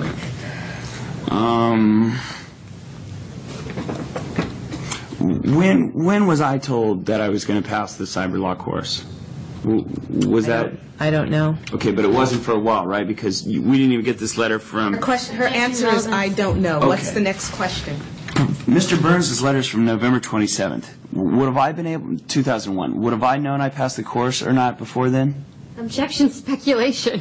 Okay, if you can answer. I don't know. Wouldn't his report need to have been issued before you could determine whether or not I was going to graduate? My passing the course and graduating was contingent upon the outcome of this report? Not entirely, no. What if you didn't pass some of your other courses? Okay, but aside from that. Well, there's Well, too many assuming I passed- factors that could have... Assuming I passed every other course and this was the only course still out there, was this what was holding up? I mean, you couldn't have given me a grade until this was out, right? Objection, asked and answered. And speculation. Next question. It's sustained. This came out November 27th, 01, right? Right. Would have I received a grade in the cyber law course prior to the resolution of this matter? You would not have received a grade in the cyber law class until you had submitted a paper to Professor Trados for his review and for him to grade. I don't know when he received your final paper, which he based your grade upon. Did I turn in a final paper to Professor Trados, or did he grade the draft that I turned in? I don't know the answer to that question. Okay, I'm going to overrule the objection, and she has said she doesn't know the answer to that question. So let's move on to something she knows. That's a tough one.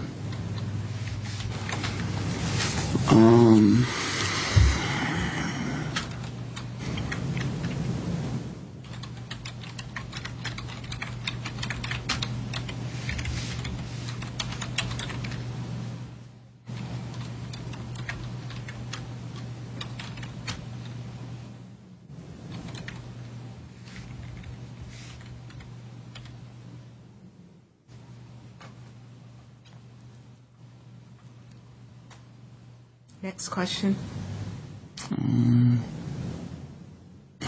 Did Mark Trados request contact information for any other students whose papers he had lost in the cyber law course? For instance, Jessica Wolf's. Objection, relevance. Okay, I'm going to go ahead and let you ask that question, and if she can answer it. I don't remember him asking me for contact information on another student. I don't remember anything in connection with Jessica Wolf. So let's ask the next question. Okay. Do you recall seeing in the Bates stamp copy of my file that you gave me, included with the other emails to Professor Trados? The first one was from Professor Trados to either you or your assistant asking for emails from Zach Coughlin and Jessica Wolf.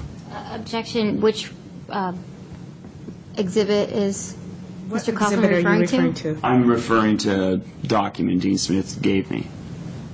Do you have it here? I'm not sure. Well, then don't ask about it. What's the next question? I'm going to sustain the objection. Okay. So she can ask about Stemple papers that aren't Don't here? argue with me. Okay. I see. Next question. Do you know who Jessica Wolf is? Yes, I do. Did she take cyber law? Objection, relevance. I'm going to go ahead and let you ask that question.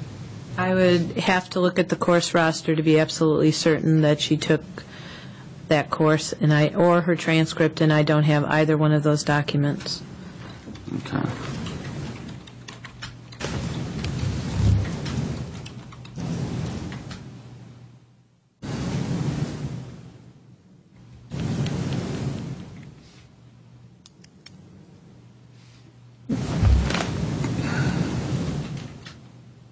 You've got 5 more minutes. I'm done.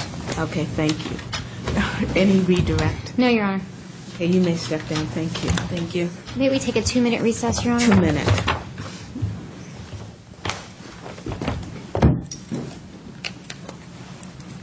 Go. Back on the record. Okay, Your Honor, back the on the State Bar record. calls Officer Juan Cho to the stand.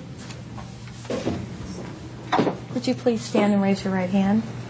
Do you solemnly state under penalty of perjury that the evidence that you shall give in this matter shall be the truth, the whole truth, and nothing but the truth? Yes, ma'am.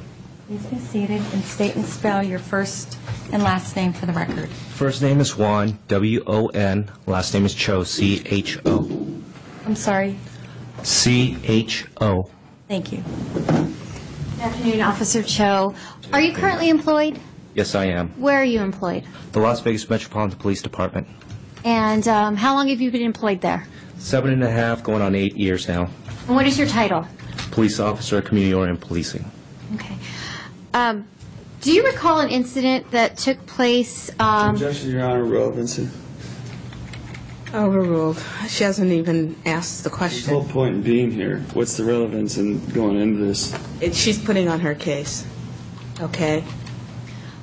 Officer We had a Cho. clear idea of what the last point, why we were going I after have that. made my ruling. If you continue to interrupt me, I will ask you to leave the courtroom, Yes, Your Honor. and the witness can testify without you being present. Do not interrupt, and when I make a ruling, that's it.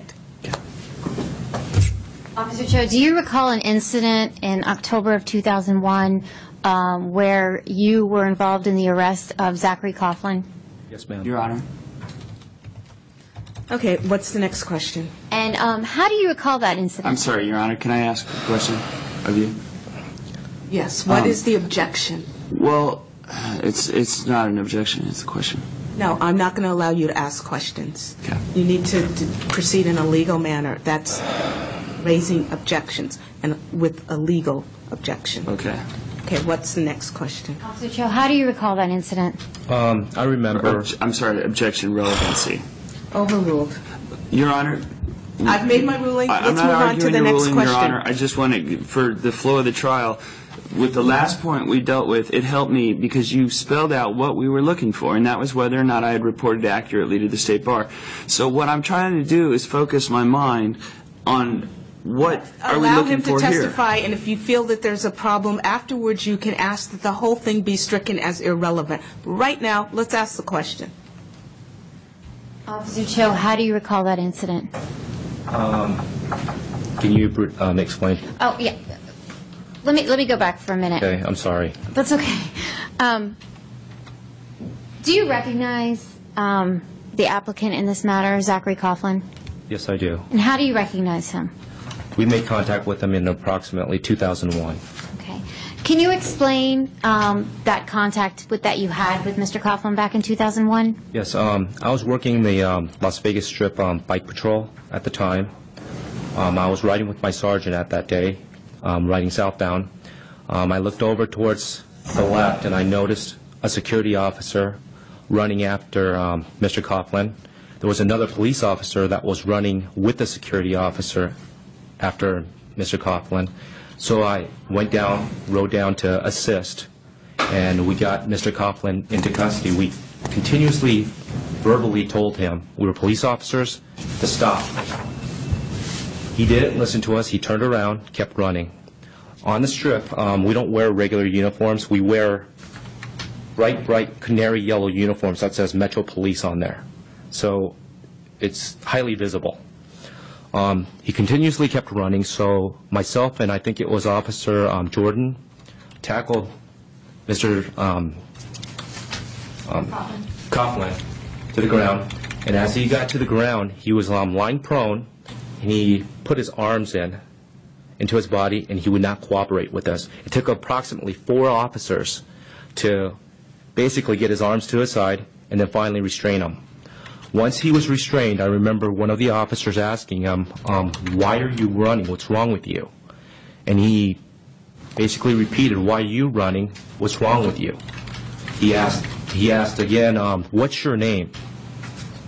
Mr. Coughlin asked the officer, what's your name? And just kept repeating what the officer had told him. As of that time, I basically left with my sergeant. Okay. Were you present when Mr. Coughlin was asked his name? Yes, I was. And what did he respond to that, if you recall? What is your name? He just kept repeating what the officers were asking him. Do you know how, was his name actually identified at some point? I think one of the officers found his identification later on. That's what I saw on the declaration. But I didn't see an identification, and I didn't know what his name was.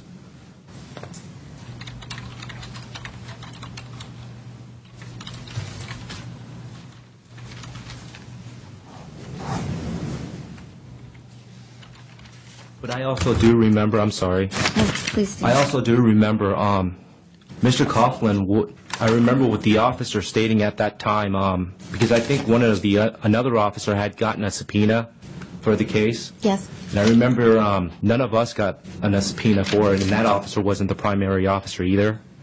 And I remember the primary officer saying to us he would have never gotten arrested on that day. But he spent so much of our time, and we couldn't identify him. That's the only reason why he got arrested. Let me ask you, how does this is something that happened in 2001, correct? Yes, ma'am. How do you recall this incident now that we're in 2007? Because when I make contact with people, a lot of people tell us how much they know the law. I remember him saying, I know the law. I'm a student becoming an attorney, and I didn't believe him. And I remember talking to one of the officers, reference that, saying, we wouldn't do anything that, something like that, going to another state or doing anything like that with our profession. Why would he do something like that? So when I got this, for the subpoena for this, I was actually surprised. Let me ask you also one more question. I'm sorry, Les? can we clarify what we wouldn't do anything like that? I didn't understand. What's do that? First of all, you can clarify it on cross-examination. That's how we proceed in this matter. What's the next question? Officer Cho, would you characterize Mr. Coughlin as resisting arrest in this matter, or was he very helpful with the police and listened to everything the police would tell him? More or less, if he was helpful with the officers, I don't think he would have been arrested. I don't think he would have gone to jail. No further questions. Cross-examination. Hello, Officer Cho. Hello. Can we clarify what that last point was about we wouldn't have done that with our profession if we went somewhere? Or? Okay. Like, for example, my wife and I went to Utah last week. We got pulled over. I was cooperative with the officers, knowing that I'm an officer. And what I meant is that anywhere I go, knowing my profession, I'm going to be cooperative with everybody that pretty much does the job that I do. And I think being an attorney is a high profession, just like being a doctor, being a police officer, or firefighters. We normally get the respect when we make contact with them, and that's what I meant by it. Mm-hmm. So Okay. what's the next question? And you felt I was disrespecting you? I didn't only feel that, all the other officers did. When the number one thing that we learn in the academy is the most dangerous thing of anybody's body is this, the hands. Because you could have either a gun, a knife, or whatsoever. We'd like to see the hands. Mm-hmm. What you did when you were lying prone, and none of us was on top of you, so, it wasn't like... After I was tackled? Well, after you were tackled, we were on top of you, and then we moved away, and we said, put your arms behind your back. I remember one arm being held, the other arm being held by another officer, because we know well enough that your arm's not going to move when somebody's on top of you. We kept telling you to put your arms, take your arms out, let me see your hands, let me see your hands. You didn't do that. What did I do? You kept your arms in your torso area. All right. Officer Cho, do you recall me ever making a statement about I was putting my hands behind my back? You guys said something like, "What were you doing?" And I said, "I was putting my hands behind my back." I don't recall that, no. Okay, because in this police report on page 65 or exhibit 65 number 1, about halfway down the page, beginning with Officer Cho, Officer C. Jordan, badge number, and myself gave chase and tackled Coughlin as we were trying to take Coughlin into custody. He again ignored orders to stop resisting and put his hands behind his back. I didn't even write that, so... Okay, but that means I put my hands behind my back, right? Objection. I don't remember him putting his hands behind What's his the back. objection? Objection is speculation, and Mr. Coughlin is testifying at this point. I'm just Okay, reading so the page. I don't remember him putting his hands behind his back. I don't know where overruled the that... objection. He doesn't remember. What's the next question? Okay, can you tell me what it means in this police report when it says he put his, or it says, and put his hands behind his back? Objection, lack of personal knowledge. Sustained. This isn't. Did you have the report? This police report. Okay. Why don't you ask him the question? Was this You have the police report, officer. Just right. It's I for have your the report reference. somewhere out there, yes. No, it's right there in those books Oh. for you. Please look at Exhibit 65. Okay. So, would it be here? Okay. It's Exhibit 65. Okay. First page. Okay.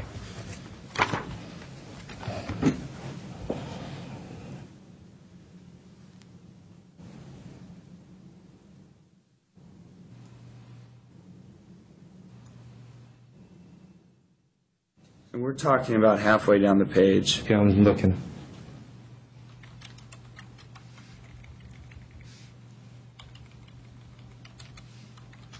It says, stop resisting and put his hands behind his back. I think the way he worded it, because we were asking you to stop resisting and put your hands behind your back.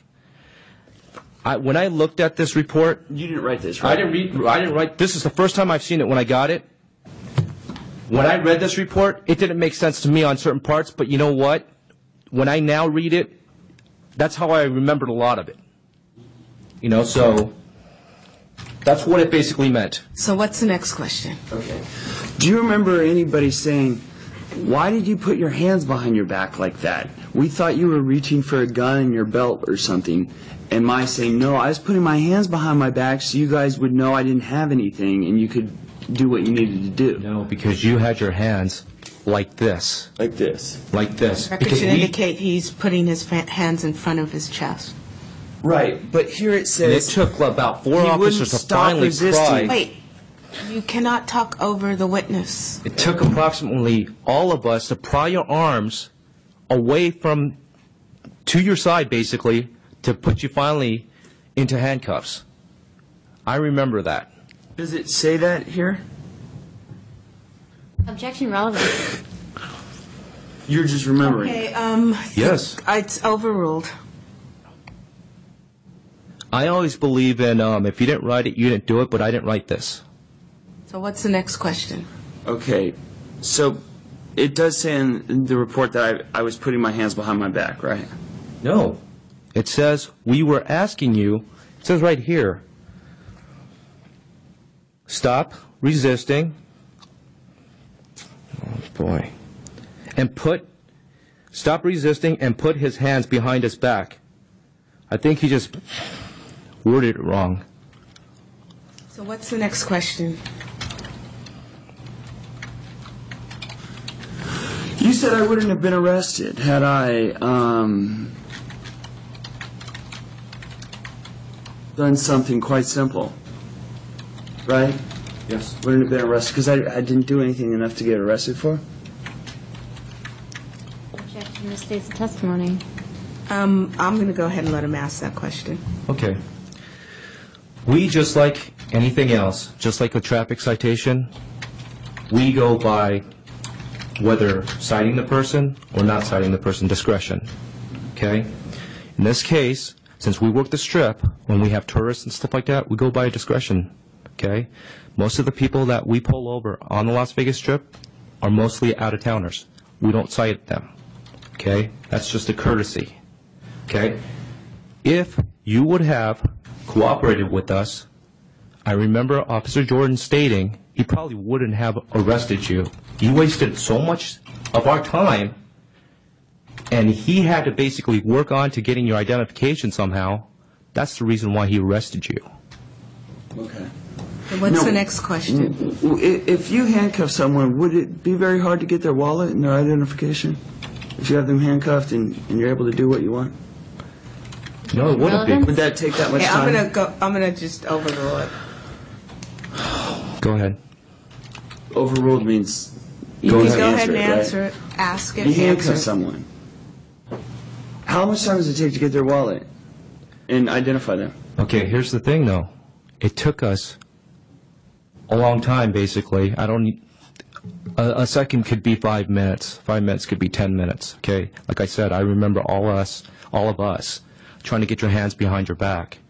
And before getting your wallet, we asked you several questions.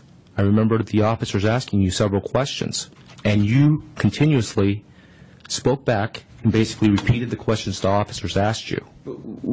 I must have done more than that because we talked about the law and stuff. We talked about the things that. Ask a question. Okay, we didn't just talk about. I didn't just repeat things, did I? Because we talked about the law and things that made you later say, I wouldn't go anywhere and act like that, right? Well, this was later on with the officers talking. This is after you've already been arrested. Okay. We spoke about that. Okay. So, I'm just trying to understand. I don't understand how it takes so long to get the question? identification. What kind of stuff did we talk about the law? What kind of stuff were we talking about when we were speaking about the law? And I just remember you saying that you were an attorney student and you knew the law, and that's basically what I remember. something like that. Something Yeah. like, is this a Terry stop, or did you have some sort of, I don't cause remember to exactly.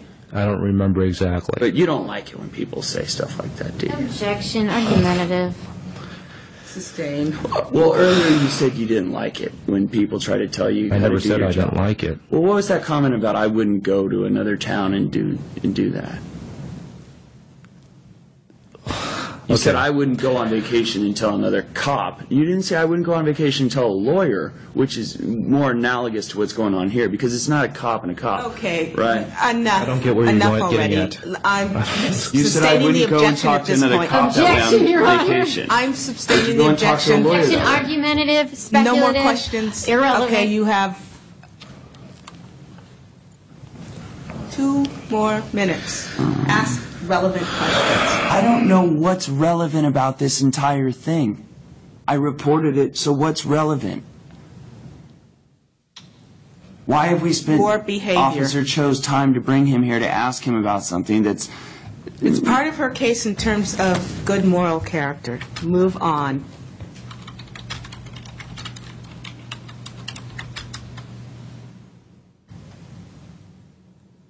So, officer, I was running. When I first saw officers, I was already running, right? Yes. Okay, and you said he was running, and then he saw us, and he kept running. Yes. What would be the opposite of that? What do you mean the opposite? To stop on a dime? Sustained. Sustained. Would you Sustained. have... The question is finished. What's the next question? If someone's already running, and an officer says stop, that person isn't going to stop on a dime, right? I mean, that's not like humanly possible, right, to stop that fast. Objection, speculation. Sustained. How fast could someone stop if they're running? Objection, speculation. Sustained. It's irrelevant. If someone's running and you tell them to stop... Why are you asking a question that I've already said you cannot answer? You cannot question. I'm asking a different You question. can't. It's not. It's the same. Ask another question that has not been sustained. Okay. in terms of an objection. If someone is running, is being pursued by some other civilians, and a police officer sees this and says, "Stop running," would you expect that I would take the person a certain length of feet or time to go from a all-out run to stopping? Objection, irrelevant. Sustained. What's the next question? How far did I run after you would have expected the reasonable person would have been able to slow their original pace and stop? The distance you ran from the polo towers, from where I saw you to where I stopped you, which is the shopping center, is going to be approximately, and that's Officer Jordan chasing after you, along with the security officer chasing after you, would be approximately 25 to 30 yards. And what you have stated is that I remember Officer Jordan asking you about running and stuff like that later on, and you have stated something about the movie theaters. You were sneaking into the movie theaters, and that's the reason why you thought security was chasing you, because you didn't pay to go into the movie theaters, but you were watching movies without paying for it and going into theater to theater. What I didn't understand was you were running southbound from the polo towers towards the shopping center. The movie theater is at the south. You were actually running towards the movie theater. That's what I couldn't understand, because there's no movie theater on the north of where you were running from. That's what I didn't understand. So I remember, the specific area that you're talking about. So you ran approximately 25 to 30 yards. From being at a complete run, a complete sprint originally, to hearing stop, to stopping and being tackled. You didn't stop. What's the question? Right before I was tackled, did I put my hands in the air? No, you went to the ground. What's the next question? So when I was tackled, was I still running when I was tackled? How could you still be running? No, you went to the ground. Right before I was tackled. Right before you were... Right before impact. Was I running, or had I stopped running? I don't remember. All I remember was you were still running, and I tackled you while you were still running. Wait, is it you don't remember, or I was still running? I don't remember you just stopping and doing this. You don't remember that at all? I'm confused, because 1 second ago you said, I don't remember if you were still running, and then in the next sentence you said you were still running and I tackled you. I'm confused because you're changing the words around. You were still running when I tackled you. You did not stop and do this. Okay, so it's clear to the court. I would never have tackled you if you did would not stop and raise your hand. You were tackled while you were running. Okay? I don't need to hear any more. Move on.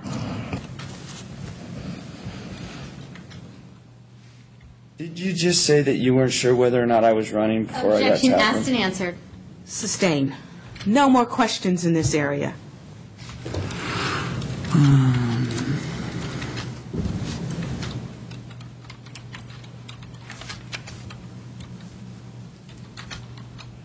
At 4 o'clock, Do you recall an officer making fun of my shoes? No, I don't. Do you recall an officer making any jokes at my expense? No, I don't. Okay. Do you recall a woman officer who was there? Black, white, Yeah. Hispanic. Black My sergeant. woman officer. Yes, Who's that? my sergeant. What's She her was my name? sergeant at the time. What's her name? Good.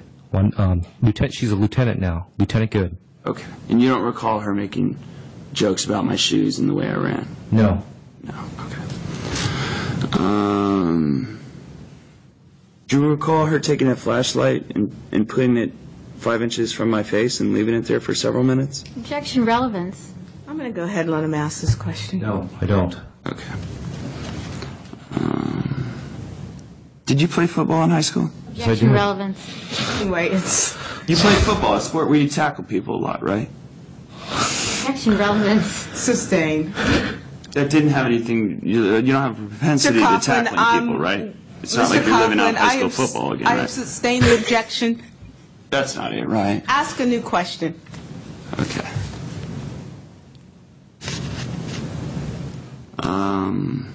What position did you play? Objection relevance. It's sustained. No more questions in this area. Doesn't In fact, show propensity to tackling people?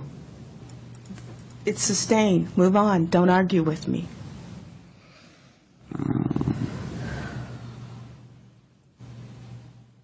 Well, I don't even know why we're talking to Officer Cho in the Okay, first so place. then why don't you just quit asking questions about it? Why are you emphasizing it? Can you tell me why? And maybe then if I have any you're an important attorney. questions, I'll ask You're them. a Nevada attorney. You should know better. I'm in Nevada or Nevada? Okay. Anyway, are you finished with your cross-examination?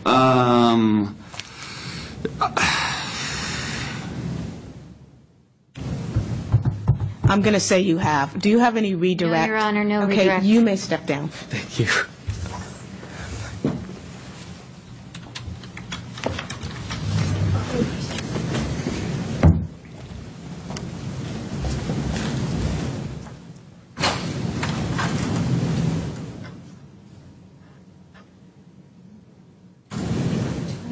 Let's see if we have any more witnesses. You can go.